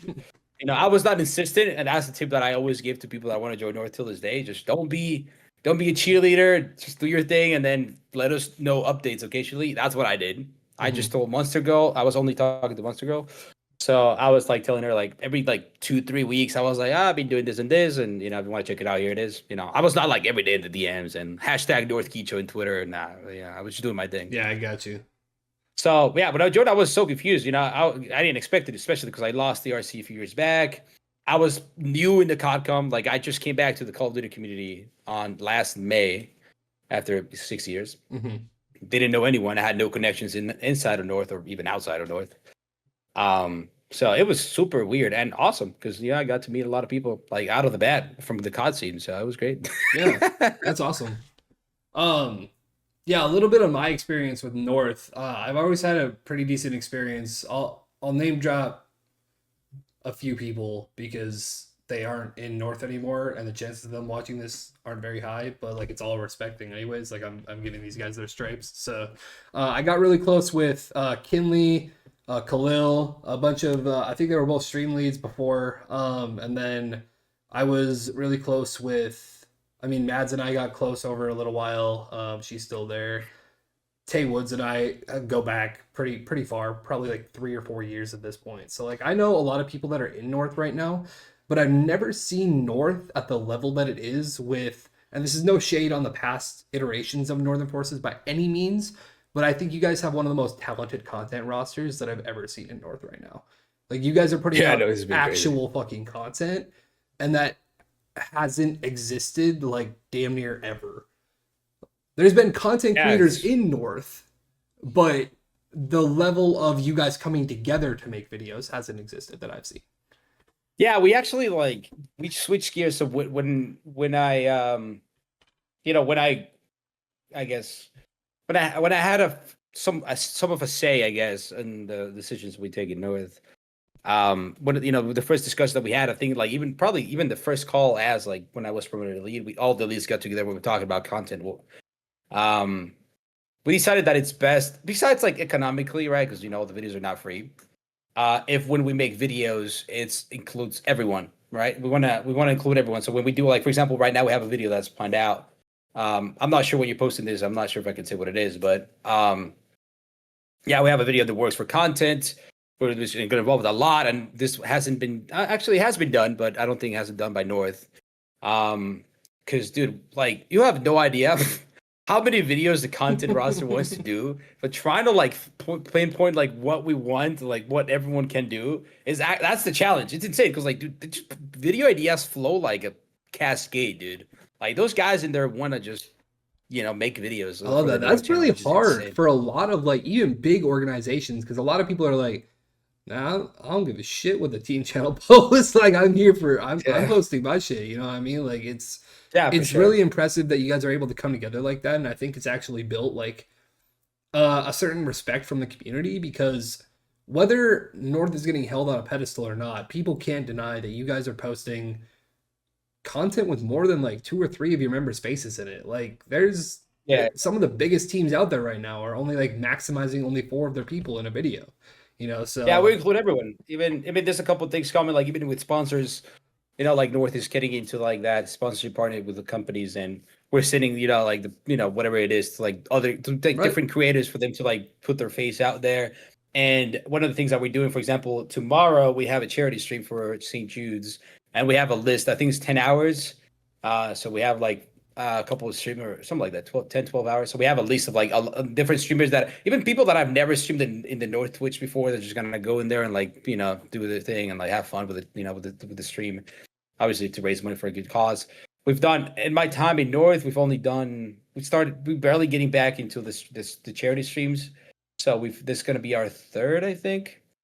If I'm not mistaken. Yeah. And then again, I mean, Error, which is the community manager, which I don't even know why people diminish that position. Let me say that. Let me clear that out. I see people that get confused that they say Error deserves to be lead and all that, and Error is a lead. He, as a community manager, he's the one. Like everyone loves the events that we do. He fucking plans them. And a lot of people don't even know that. Yeah. That guy has the freedom to plan out whatever the fuck. This charity stream that we're doing tomorrow is Error. He was fucking like, we were gonna do a charity stream. And everyone in the content side is like super supportive, so they're like, "Fuck it, let's run it." I love that. So yeah, that's awesome. But yeah, we try to showcase as much as possible, dude. I mean, again, there's a lot of videos that we have planned and that involved a lot of creators. We steered away from that, like, oh, the S&D do this and the trick shot. I mean, we didn't have trick shots for a while, but like the trick shotters do this videos. Like, nah, bro, just fucking, Okay. bring everyone, just do whatever, I like that. I like that. I think the kind of way that we're gonna make this chapter is kind of go through all of like Northern Forces first, and then we'll kind of touch on a little bit of Obey, and then we'll go into Lunar Pact at the end. But sticking on the path of Northern Forces, we're talking about you guys have this big like really tight group together who are all throwing out these ideas, just letting it flow out of the fucking mouth, whatever comes out, kind of thing, and then you guys kind of throw a dart at one of the ideas and see what sticks, kind of thing. So how do you find people, or how does Odyssey, I guess, as a content lead, or your stream leads, or whoever, how do you guys recruit people that mesh into that already existing flow that you guys all have together? So that is challenging as fuck.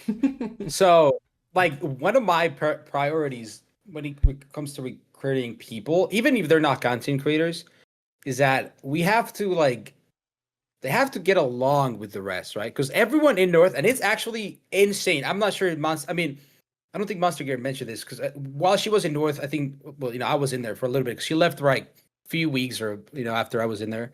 Or, so at least as long as I've been lead, or a few months into North, it has transitioning into like not being just a team but more of a family.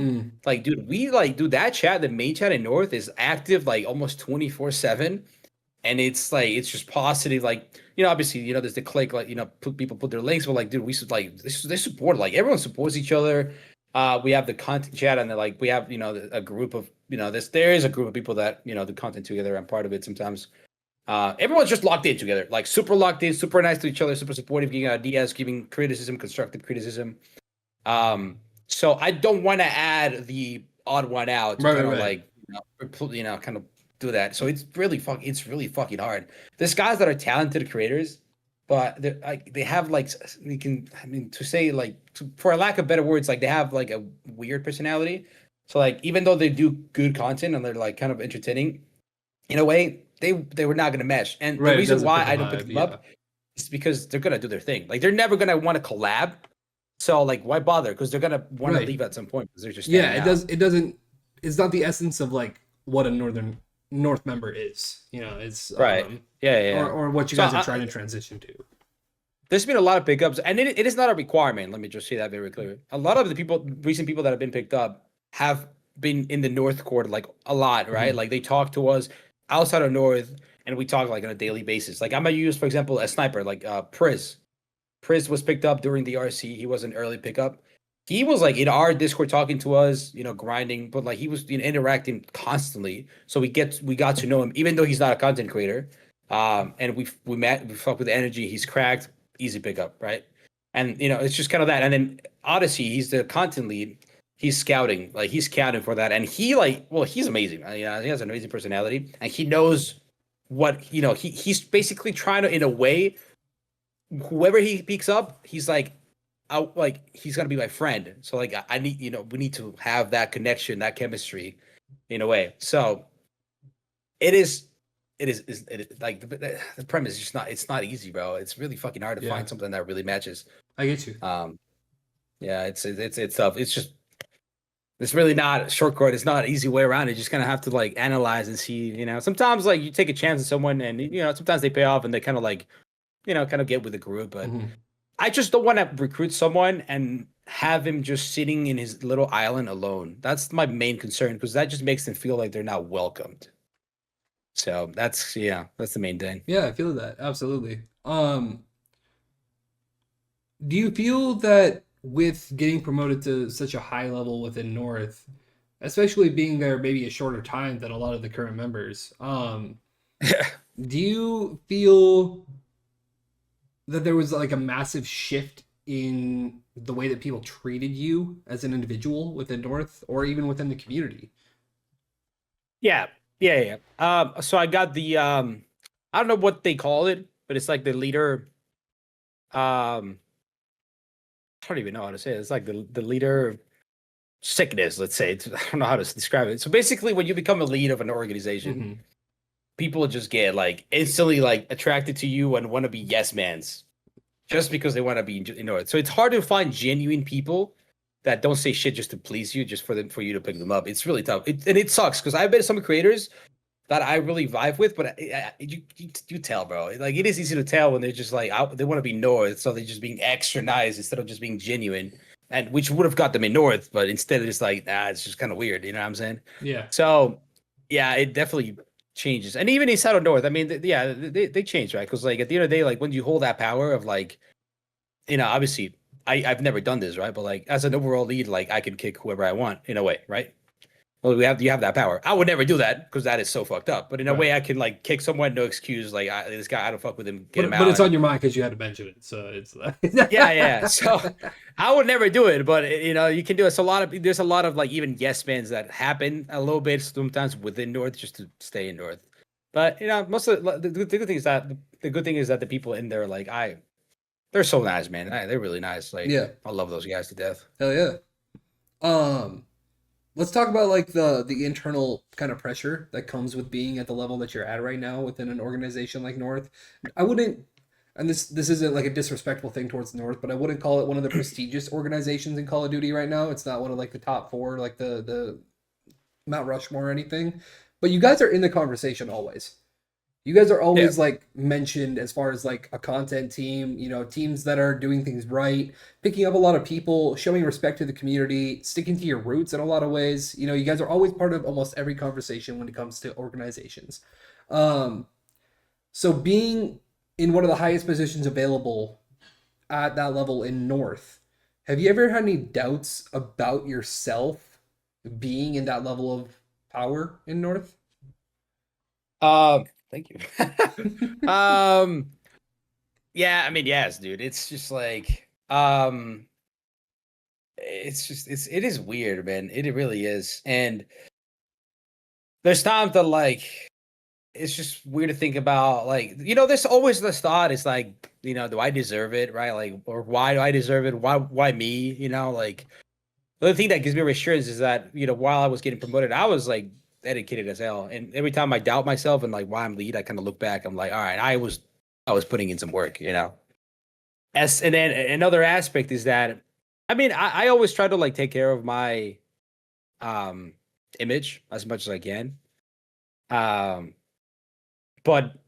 being in a high position in a team that has a lot of creators, what I do impacts them all. Yeah, absolutely. As we've seen multiple times throughout the entire community, multiple times this year.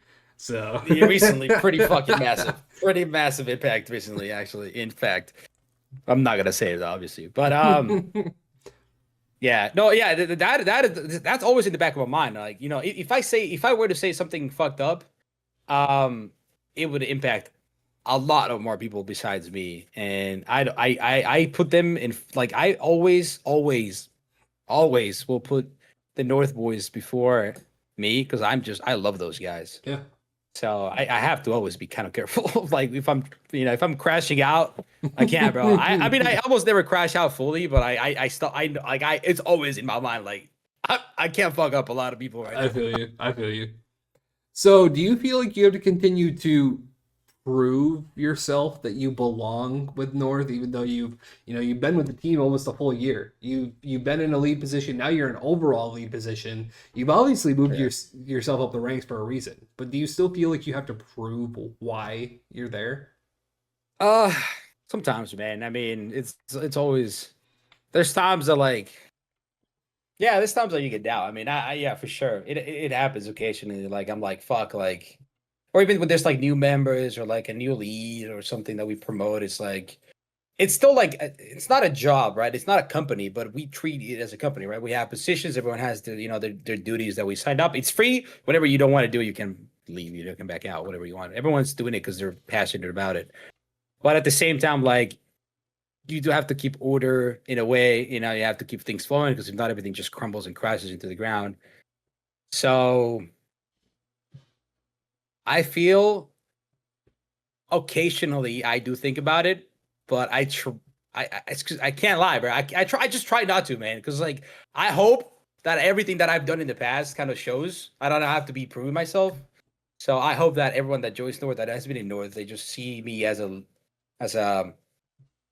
I guess as a leader figure, I guess, right? So I mean that's all I can do, man. Yeah, no, that's definitely fair.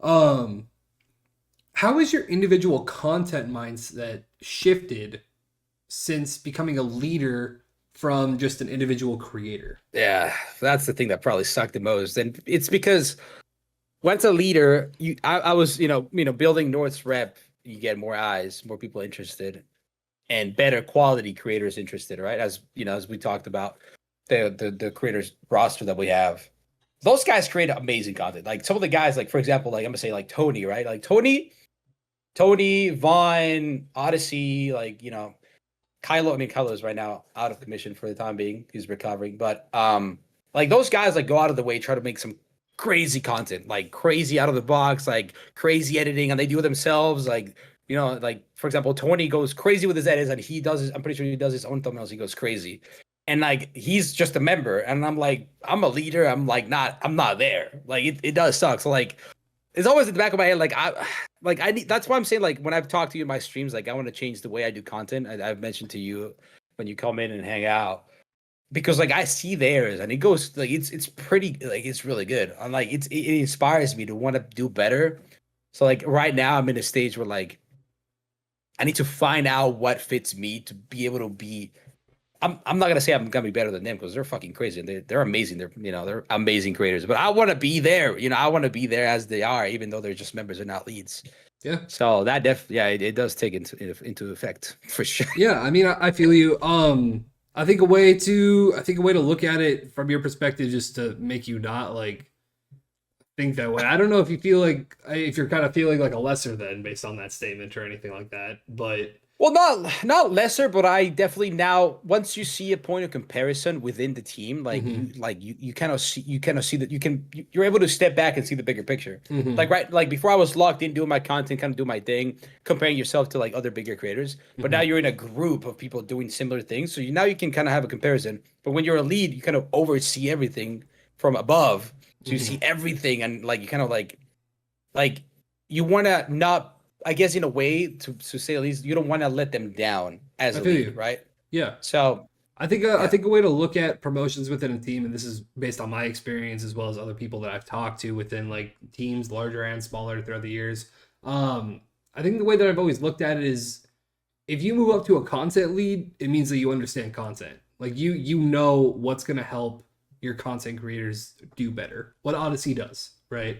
If you're moving up to a level that you're at, like what most would consider, I don't want to say an actual management position, but like there's leads and there's management positions. So when you move up to an actual management position, in my eyes, it's not so much about your technical skills anymore. It's that you know how to manage people, and if situations come up, you know what's going to happen. You don't second guess and hesitate. You're going to do what's best for the image, kind of thing. You take care of your people. Your people know that they can trust you. That's the way that I kind of see management positions. So like I see your mindset with like you oversee all these people and you're like, oh damn, these guys are kind of fucking killing it, and like I'm still making thumbnails and like with a red outline around my body, like a kid drew a crayon around me or some shit, like it's But I don't know. Just if that switches up your mindset at all. I think that's the way that I've always looked at leaders and management. I think you're probably in a management position not because of your content skill or your stream skills, but more so because of what you offer as an individual for North. So Yeah. um let's go into the desire that so many people have for Northern Forces. I've been in the Grinders Shed a few times throughout the last 5 years, and the Grinders Shed has never been probably less than like 60, maybe 70 plus at some points. I mean, during our season, probably goes past like 100 plus. Yeah. What is what is it about Northern Forces that makes it such a desirable organization, especially to creators that might not be considered like super established? What's so welcoming about North? Dude, honestly, like right now, I think like, for example, I'm gonna say, so you said creative. So one of the things that I give a lot of preps to, a little of props to Odyssey is that, so for example, I'm gonna give something right now. So we recently launched publicly, so this is, it's been announced, the creator development program within North. So every other month, every other few months, I guess every couple of months, we're gonna have a creator from a larger org or just a larger creator overall that comes in and gives us a talk, and we ask questions and we kind of grow. And this is private in a Discord call, right? And we people know about it. So it gives a chance for the creators currently in the team to learn from someone that already kind of, let's say, you know, master the skill of content creation, and take notes privately. You can ask private questions. It's more welcome. We just did the recent one we did was with Artemis Frost Mm-hmm. or in Ghost. So I think that is a pretty appealing, something really appealing, right? Because it's really hard to get in contact with those big creators. So North having that now in our pocket, like, yeah, you guys are North, you're welcome to do this, is great. Second is that I think it's very appealing for the quality of the creators that we have. Uh, Not being just next to them, but being with them to, like, again, just it's all about learning. So like I think that's just the appealing part. You have good creators that I'm guessing in their eyes, like if you join North, you get a chance to be collabing, you get interaction, you get like learning from people that do this, and they produce very good quality. I think that's a very um something that would definitely catch someone's eyes. And then I think one major thing about us is that we showcase everything, bro. Like when we do stuff with the team, we put everyone. We don't care if you don't pull as many viewers. If we recruited just because we saw potential. So everyone that would be joining North, we're gonna showcase you, bro. We gotta put you out there, in the either in the montage with the rest of the snipers, or we do charity streams. Like right now, we're bringing when we do it tomorrow, we're bringing the new recruits for content creation. They're gonna be there and streaming with it.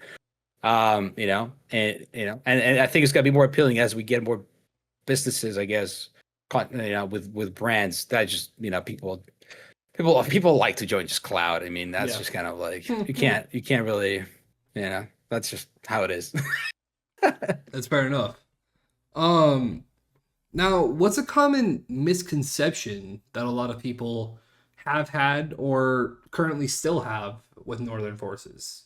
Something that could be, I guess, like debunked.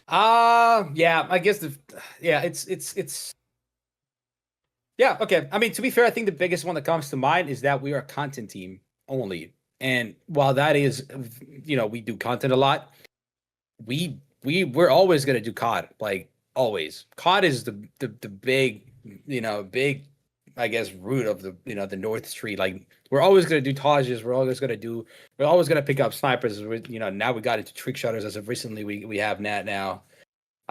We've had people, again, I'm not gonna name, but we've had people leave North because they were like, the team is going into more content instead of COD.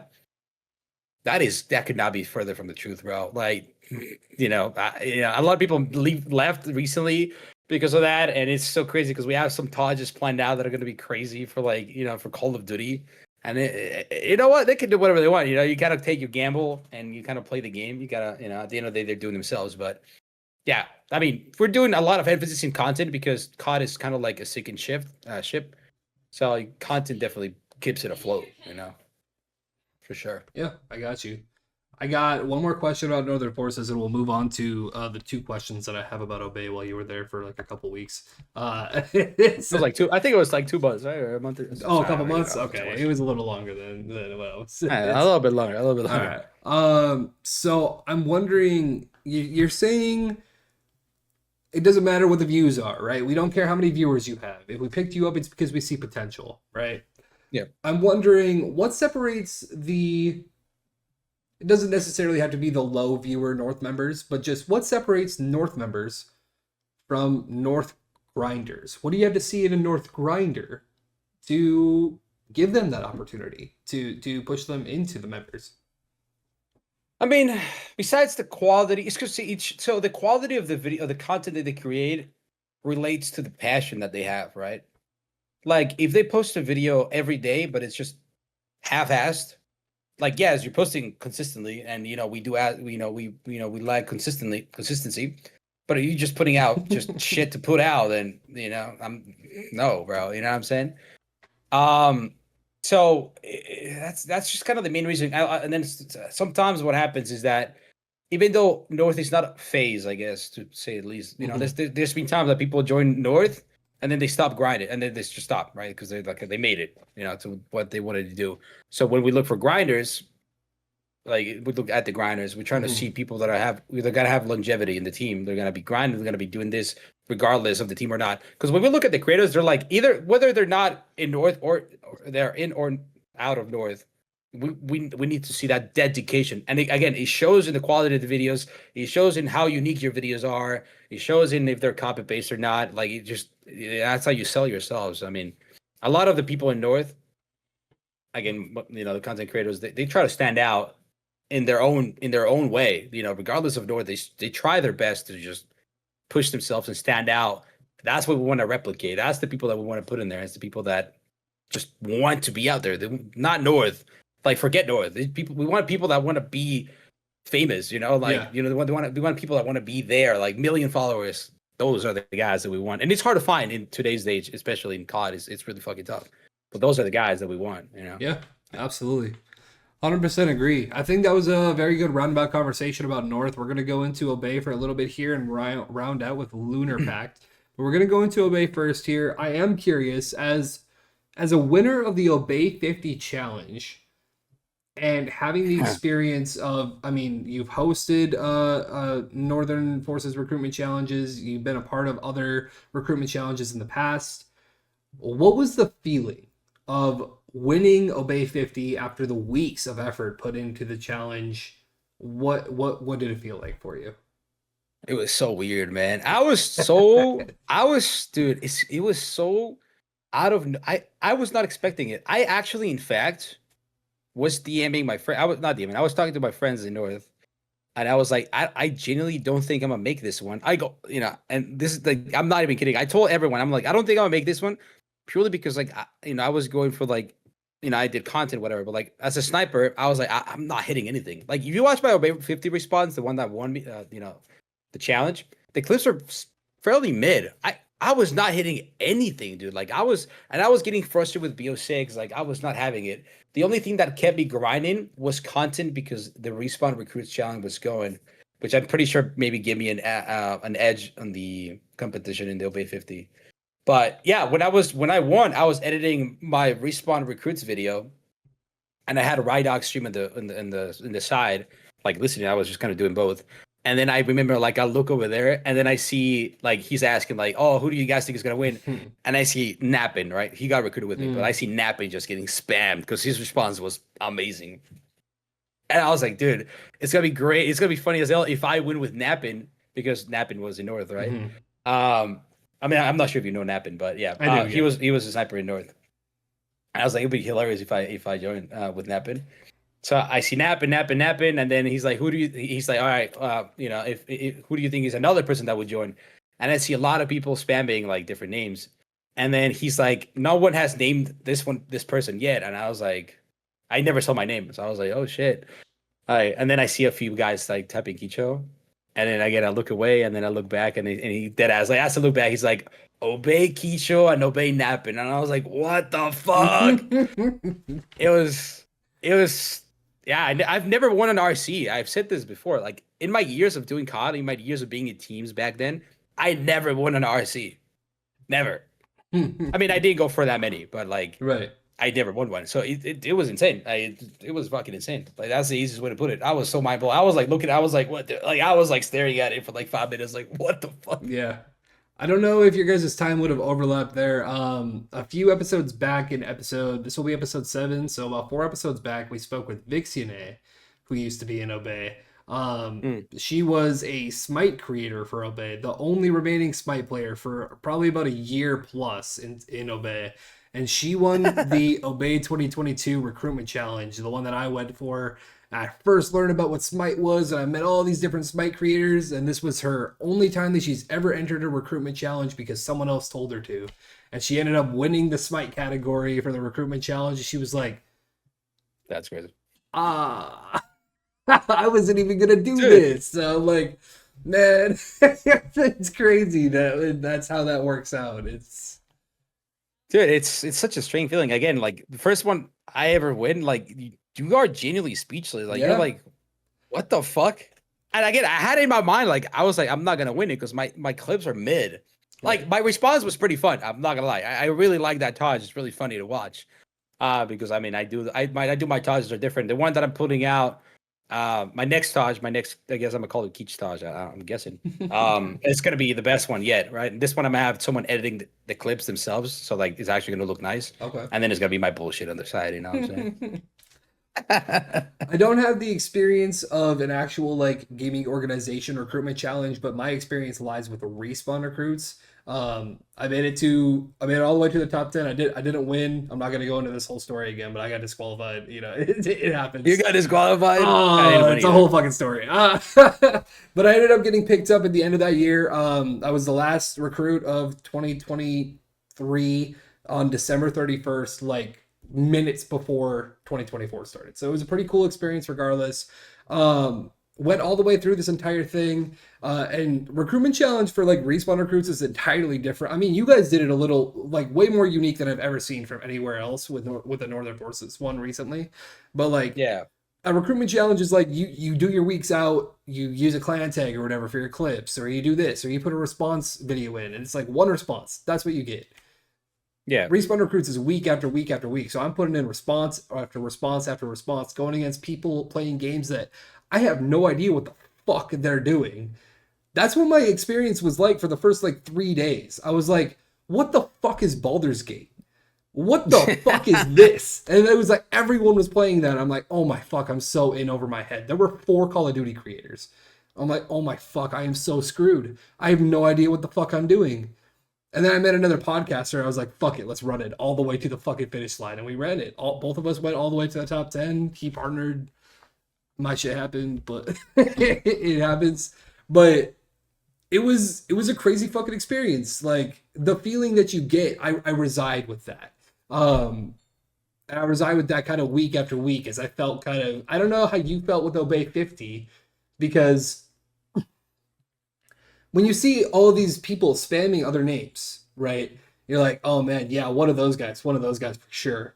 And then he says Obey Kicho, and at first you're like, fuck yeah! And then you're like, oh, there was a lot of guys that I really thought were gonna get this. I kind of feel like shit right now. Oh man, that's kind of, you know? I was like, oh man, nobody even fucking said my name. Like nobody expected me to get this. Now I really kind of feel like, you know what I mean? It's Dude, for the longest time, like I said it recently, like before like the whole, crash out with Obey. I said it like I was like, bro, I just didn't feel like I deserved that win, dude. It was insane. And it's still insane. It still blows my mind. I mean, it's crazy. It was it's weird. Yeah, that's definitely fair enough.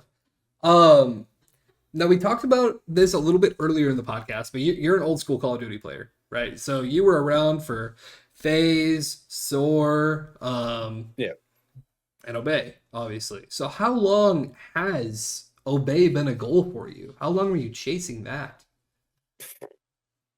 Fuck, dude, so many years, man. I mean, no, even when I stopped playing COD and I went to Fortnite, Obey. Well, every org was doing. They did this Fortnite side, so I was like, maybe I could join for Fortnite, which didn't happen. But like it's since like I found about it, which it sucks. I don't remember exactly when it was, but I mean I found out about Phase Obey and Soar like it's relatively around the same time. So yeah, I mean I can say that it was probably was my goal since like confidently a bare minimum like 2014. So at least 9 years. Yeah, that's crazy. It's been a while. I Yeah, mean, it's some people haven't even been playing Call of Duty for that long. It's like I would say like probably 90% of the current community has probably not played Call of Duty that long. yeah, a lot of no gens. So you're in a pretty unique position where you have grinded for and successfully achieved a position into a team from an RC, as well as being in a high position in another team, so you know what teams are looking for.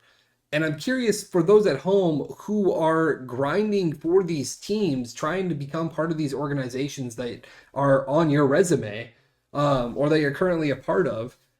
What is the biggest thing that people do wrong during either a grind process in general or specifically during a recruitment challenge?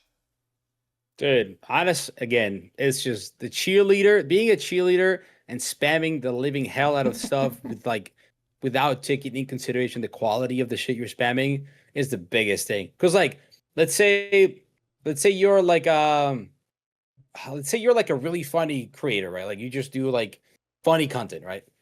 But you just kind of be just spamming content that you think it's funny, and like maybe a lot of people don't find it as funny. And but like you spam, and like they get tired of seeing that spam. But then maybe one of those clips was like a it could have been like a viral thing. Like it's actually hilarious, like something that really showcases who you are as a creator and like in the best way possible. But now people don't like they're just tired of seeing your dumbass spam. Like you know what I'm saying? Like like shut up, dude. Next. That is the worst mistake, man. You don't want to get in any lead's nerve by spamming. Yeah. Pick me up. Look at this. Like doing like Adding them in every like post. Yeah. It's yeah, dude. It doesn't work like that. The ads, yeah, the ads in the post, like it's not the way. I mean, it's good that you want to be noticed, but like we will notice you if you improve if you grow yourself to be in front of us instead of like getting there. Instead of like cutting the line, putting yourself in there by an ad. If we randomly stumble upon your post because like it's going good, because it's good quality, because you invested time into making it, because whatever the hell, then dude, like it's more likely to pick you up because of that. I mean, there's gonna sound like some ego coming from this statement, but when I competed in Respawn Recruits, for those who aren't aware how Respawn Recruits worked, each week you go through the competition and you submit your video for that week, your submission for that week, kind of thing. There were multiple weeks. For the first 3 weeks, I was like very nervous about my position in the competition because I was like, oh man, I'm so out of my fucking league right now. Episode or like weeks like 5 through 8, I didn't even submit because I knew that the host at that time had saw my content. Like I knew. I knew by how many views it had. I knew by people reaching out to me. I knew by people commenting by name everywhere that I knew that he was watching me. So it was a lot of confidence and a lot of ego that came with it, but I didn't need to tag his name once. I didn't need to use the submission form to make sure he didn't see my video kind of thing. I didn't need to post hashtag respawn recruits everywhere. I mean, I did have my name as hashtag RSP Frostii, which I fucking hate doing. I hate doing the hashtag thing, but he's a cheerleader, bro. literally fucking everybody in the competition had it. And I was like, okay, I'm not going to be the only person who doesn't have hashtag RSP Frostii. So it was literally everybody. I went through every fucking profile. At a certain point, it was everybody. So I was like, okay, I'm going to do it. But yeah, I definitely get it. A lot of people, I mean, even people that I've like grinded for orgs with, it's like twice a day, every fucking post, like, oh my God, imagine if I joined Obey. Oh my God, hashtag Obey, blah, blah, blah. Sounds so good. Hashtag Obey. Yeah, I'm going to win. If you guys want to see me win this Obey challenge, make sure you drop a like and subscribe. Oh, it's like, God damn, bro. Fuck. Let me breathe, Yep. But yeah, that's about what I had to talk about for Obey. Now, you've only been part of Lunar Pact here, as of the time of recording this, for roughly a week, right? Well, I mean, technically, I've been part of Lunar since it was made. Okay, so But, it was launched yeah. quietly. I noticed a lot of artists first, and now the content division is what's launching. Yeah, so since it's technically like a COD team, right? They kind of win like how you do like they announced in like the way you're supposed to announce COD teams. If you guys didn't know, right? You get the leads, you get the COD side, then you get editors, then designers, and then whatever else. So that's how you usually, if you're launching a COD team or a game team, you do that's how the steps you should take: leads, game, and then whatever supports their game, and then whatever else. So yeah, no, I've been in Lunar since day one. So Lunar is basically Obey, right? If you guys didn't know. So everyone, we all no one got kicked from Obey. Everyone left. So everyone left from Obey because that vision was fucking brain dead. But they got money anyway. I So might have at to the bleep moment we that. left, huh? I might have to bleep that. Oh yeah, sorry. Yeah, no, it's just that. That their business mindset on that was not good, bro. And Yeah. you can look at their Twitter; it's over, right? Yeah. Anyway, they the moment we all left, we started a new chat, kind of like talking and whatnot, like kind of see what everyone was gonna do, and people like I mean, Obey had pretty good talent, so like there was team scouting, and instantly a lot of people went into different teams. As we saw, like for example, right now we have Rydug and Ghost and Fumes and Soar. Yeah, that was the So big one. Yeah. yeah, so we made this chat, and then at first again it was just us kind of like what the fuck, like just kind of spiving each other, and then there were talks about a team. A lot of shit happened, like Lunar almost didn't happen, and at the end of the day, at some point we're like, you know what, fuck, we're gonna make this run, and then we started thinking of team names, and it was a lot of fun. Like I was in that chat since day one, so it's been a while. I've been in there just quietly sitting for a month. Yeah. Just waiting to be exposed to the air. So tell me about the experience with like Lunar as opposed to like when you were picked up to like North. Like what's the difference of, I mean, was it literally everybody that was from Obey, like everybody had the opportunity to get put in that chat, or were some people like some of you guys weren't active, so we're not going to include you, like. No, everyone had the opportunity. So the vision for the Lunar was, or is, I guess, was like a safe place for the ex Obey, right? Mhm. People. So like if you were in Obey, like the mindset is if you were in Obey, it's because you're up there in quality, whatever the hell, like scale quality, whatever. So instantly, right? Yeah, I mean, if you're Obey, like Obey considered one of the best teams in history of the COD side, I guess. So yeah, everyone had the opportunity. A lot of people didn't choose to be in it, or whatever, just went to a different team. But no, yeah, everyone. So I didn't get like recruited to the Lunar. It was more like grandfathered in. I got recruited. I got recruited to Obey. So I just kind of all right. Just fair enough. Yeah. Okay. I kind of figured that's like I obviously could figure out by putting pieces together that Lunar was on track to become the next Obey kind of thing. I wasn't aware that as soon as the Obey chat ended, the next chat opened. It's just like, all right, fuck it, Lunar, let's run it. Bam. No. Well, that's not how it happened. Yeah, I know. Like, I get you. I was we made the chat just to stay in touch, just to see, Yeah. But, no, because like the chat ended, like I forgot when we all left Obey. Whenever, I don't know when I tweeted it out, but that day, like I tweeted out, that day is when everyone, like, because the main like people left Obey before, and a lot of people left before. Like it was confirmed that they didn't want to really fuck with us. So that's when we made the other chat. And again, it was just to stay in touch and see kind of what the next steps were. Like obviously since day one, they were like, all right, maybe we could do our own thing, but it was iffy, I guess. A lot of stuff happened behind the scenes in that chat before it is what it is now. So yeah, it took a while. It was definitely right there and then. All right, brother. Well, I think I covered everything that I wanted to dive into. Is there anything regarding Obey, Northern Forces, and or Lunar that we didn't touch on? That was probably the longest segment out of the podcast so far. But is there anything that we didn't hit that you just want to get out there and say before we move into our final mini game? I think the main thing that people, I mean, this is just quick, but like people, like, because we're in the teams, kind of like talking about it. When you're thinking about joining a team, whether it's actually any team, whether you're thinking about joining a team, always think about what they're doing. Look what they're doing. See if you fuck with it. See if you fuck with the vision. You vibe with the people. You see yourself in there, before you try to commit to that team, dude. Because like you close your doors to opportunities, even if they're smaller teams, but like you could have done crazy things with those people because you were like locked in. I want this. Because not everything is about numbers and clout, dude. You know, you can build something crazy if you're surrounded with the right amount of people. So just always consider. So I mean, I'm the overall leader of North, so I'm obviously always looking for pickups. But if your vision is not North and it's Lunar or it's Soar or if it's Ghost, then commit, dude. There's nothing wrong with it, you know. If you have a vision of your life and your career, send it, man. Don't be scared. Absolutely. Yeah, kind of bouncing off of that, I think there is a lot of people who have a mindset like, I mean, I'm gonna target more of the smaller area because you said smaller teams as well.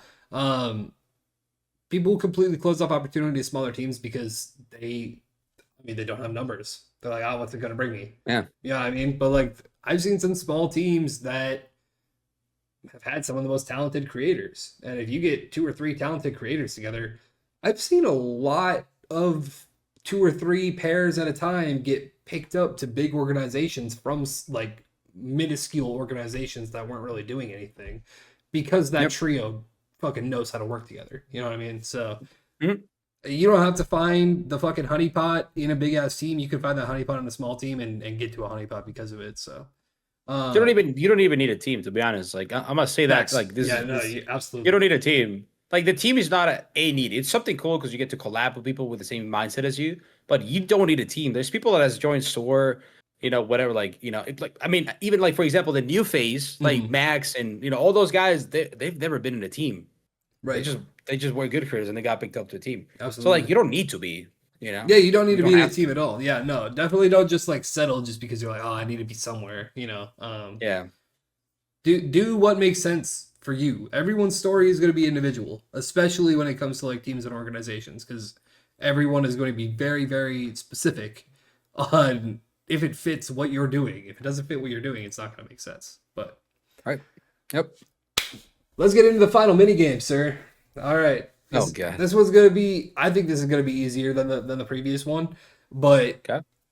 I mean, your FPS knowledge. It's fair to say it's pretty vast. You've been in the FPS space for a while. Yep. Yeah. Okay. I'm scared, but yes.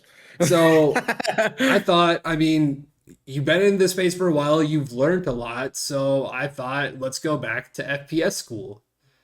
So classes in session. FPS terminology 101.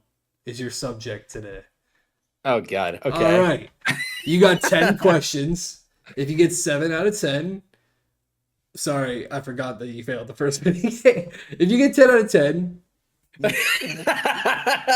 we can give away a ton of glitch energy to the boys at home. All right? Or ladies. God. Let's go ahead and get right into it. This is going to be a lot easier than you think it's going to be. I promise you that. I think you're going to know almost all of these. Okay, almost. This is how it's going to line up. 10 to 10. There's going to be 3 easy, 3 medium, 2 hard, and 2 of what I would consider to be impossible. But I don't think they're impossible because I knew these. So. Dude, I'm going to get the. Dude, I feel like I could get the easy one wrong, bro. Like, all right. Question 1. Lock in. Let's get it. All right. Oh, my God.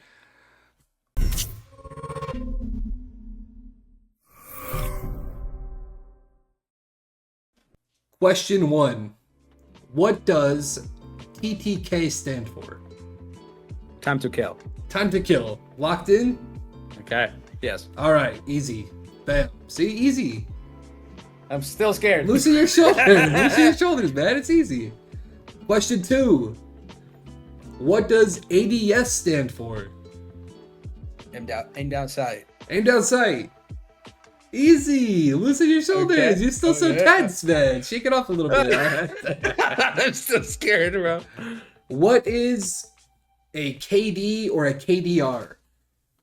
A kill-death ratio. Kill-death ratio. Boom. You went through the easy questions like it's nothing. You didn't spend any time on those at all. I'm scared. You got through 3 questions faster than you got through 1 of the previous minigame, man. You're pushing it right now. All right. Question number 4. If I say that guy got beamed, what does beam mean? You did a lot of damage to that guy. Yeah. Or I guess like consistent shots. Yeah. I'll take You that. did a lot of damage. Yeah. Shoot a succession of shots in a straight line. You said that. I mean, there wasn't going to be exact terminology there. Bam. Okay, so you beamed him. You beamed that answer. Question 4 done. 4 out of 4. You feeling a little better? Question 5. If you're playing a battle royale and you were to third party another team, what does that mean? It means that other team was engaged in battle and you just hopped in with just to kind of sneak in there between their fight. Yeah, you join a fight between two other teams and attempt to clean up the damage that has been dealt. Yeah. It's the rattiest thing, but you gotta love it. You gotta love it. It's how you get those free kills. All right. You're 5 for 5. You're halfway through. You busted through this in less than a minute. So let's go ahead and go to question number 6. This is where it starts stepping up. Oh, God. Okay. What is jiggle peeking? Oh, yeah, it's the rat move when you just kind of like, I don't know how to describe it. You go kind of side to side and like slowly pick in there. You know what I'm saying? Like you go in, out, in, out. Yeah. Okay. Repeatedly, barely peeking corners to bait shots. Yeah, that's exactly what you said. All right. Question 7. I'm not sure why I put this so low down the list, but what is a wall bang? It's I don't know. Shooting someone through a wall. All right, 7%. Actually, that's wrong. No, I'm just kidding. 7%. So it's when the wall hits you. When you throw a concussion and you hit the wall and you flashbang yourself. All right, question 8. You're 7 for 7 right now. You're blowing through this. It wasn't supposed to be a hard test. Anyways, what is snaking? Oh, dude, the actual definition of that one is. I think it's when they're like, because I can't do it myself. I suck at it, but I'm pretty sure it's when they go up and prone, like kind of moving, like in a standing up prone, like repetition. Okay, so it's abusing a mechanic by a crouch to stand position, spamming head glitches to stay hard to hit. So, I mean, what you explained through that, yeah. I got you what you were saying through the hand motion.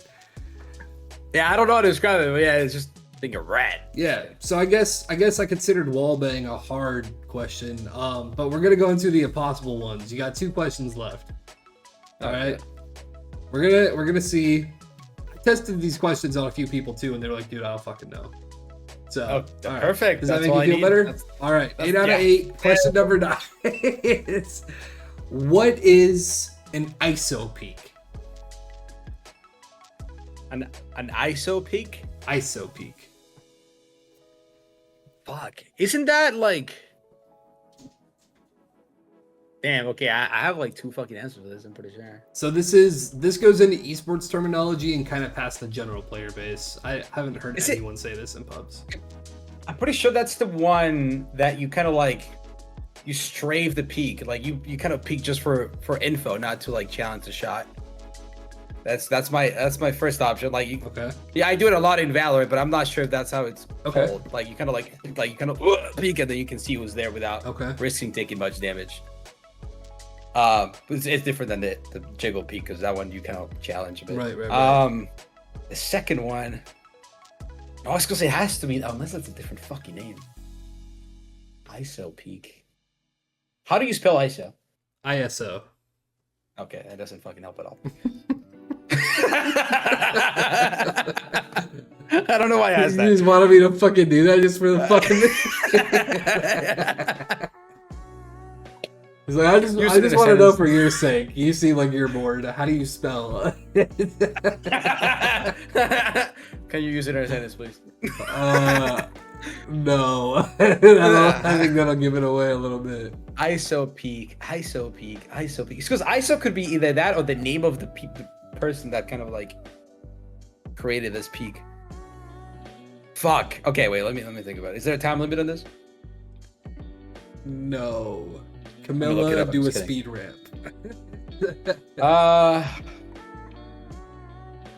ISO peak. Fuck, dude. It's because it has to be a ratty peak. Like there's only a handful you can do. Like a little head glitch peak. Dude, it has to be something like that. Like a fast moving peak. Just like I'm just giving you a hint. I don't know why the fuck I'm giving you a hint. Just like think of the like what it could stand for. Think of the letters that come with it. You know what I mean? Think of. No, I've been thinking about it. I'm not sure what the fuck that ISO overline. ISO peak. Fuck. No, instant. It's probably like instant some shit, right? Insane.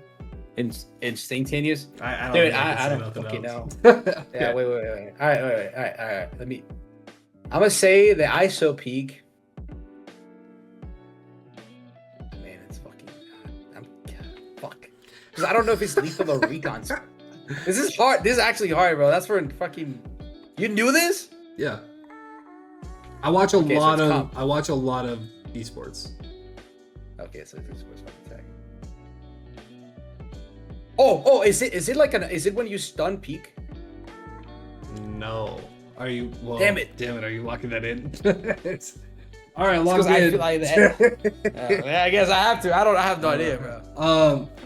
ISO peak stands for isolation peak. It's when you intentionally peak with intent to kill without having anyone there to get your trade. Oh, like an ego chow. Okay. Yeah, when you're a single body challenging in usually a 1-on-2 or a 1-on-3, where there's no one there to trade your kill. That's me. I do that a lot in Valorant. I didn't know it was called that. And now you know that you're just doing next level strats. Now you can be like, oh, sorry guys, I had to ISO peek that. And be like, oh yeah, no, it's cool, dude. Dude, no, that was I didn't know it was called that. That makes sense. All right, yeah. So we have one more question left. I'm curious what you're actually gonna think about this one because I thought that one was the easier of the two. So I'm curious what you're gonna think about this one. Fuck. What is a dry peek? Oh, peeking with no gun. Are you gonna lock that in? Yeah, like with a knife out or some shit. Are you sure you're locking that in? Wait, I'm really trying to help you here. Is it not? Fog. A dry peek? Bro, ain't no way it's not that, bro. What the fuck? Peeking?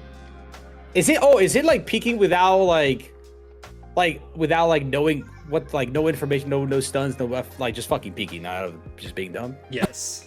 That is exactly what a dry peek is. Without getting any information from utility. A flash, a stun, no info whatsoever. Nice. Yes. 9 for 10. That's pretty solid. That's pretty solid showing. Do you feel like you have a little bit more of your like reputation intact after that? I mean, better than the other score, I guess. Yes. So yes. All right. I'd like it. Beautiful. Well, that is all that I planned for today. So we aren't going to walk away with any giveaways, but we walked away with a great time. And in the end, that's really what counts. Yes, sir. All right, guys. That's great. We actually planned this all out. Kicho actually knew all the answers before we started recording, and then we recorded, and he pretended to not know anything because I told him I couldn't afford you guys anymore. So... yeah, you guys got played like crazy. All right, that is going to be all for this episode of the Brain Freeze podcast. I just want to give one last massive thank you to Kicho for coming onto the Brain Freeze and taking the time out of his day from all the leading and editing and streaming that he has to do. I think we're kind of cutting into your stream hours here, but that was all good. I appreciate getting the opportunity to get to know you more. We haven't known each other very long, but for the opportunity to learn from and use your story for others to create a positive path to success. If you guys want to check out Kicho, make sure to check out all of his links in the description. And a big thank you to all of you at home. The Brain Freeze is not possible without all of your incredible support and pushing us to be even better every single episode. If you guys have somebody that you like to see on the Brain Freeze, reach out to Twitter to whosfrostii and shoot me a DM. I'm happy to explore new guests each week. And until next time, I've been your host, Frosty, and this has been the Brain Freeze podcast, We'll see you guys next time, same place, where we bring on another creator with an incredible story to share. We'll see you guys then. uh,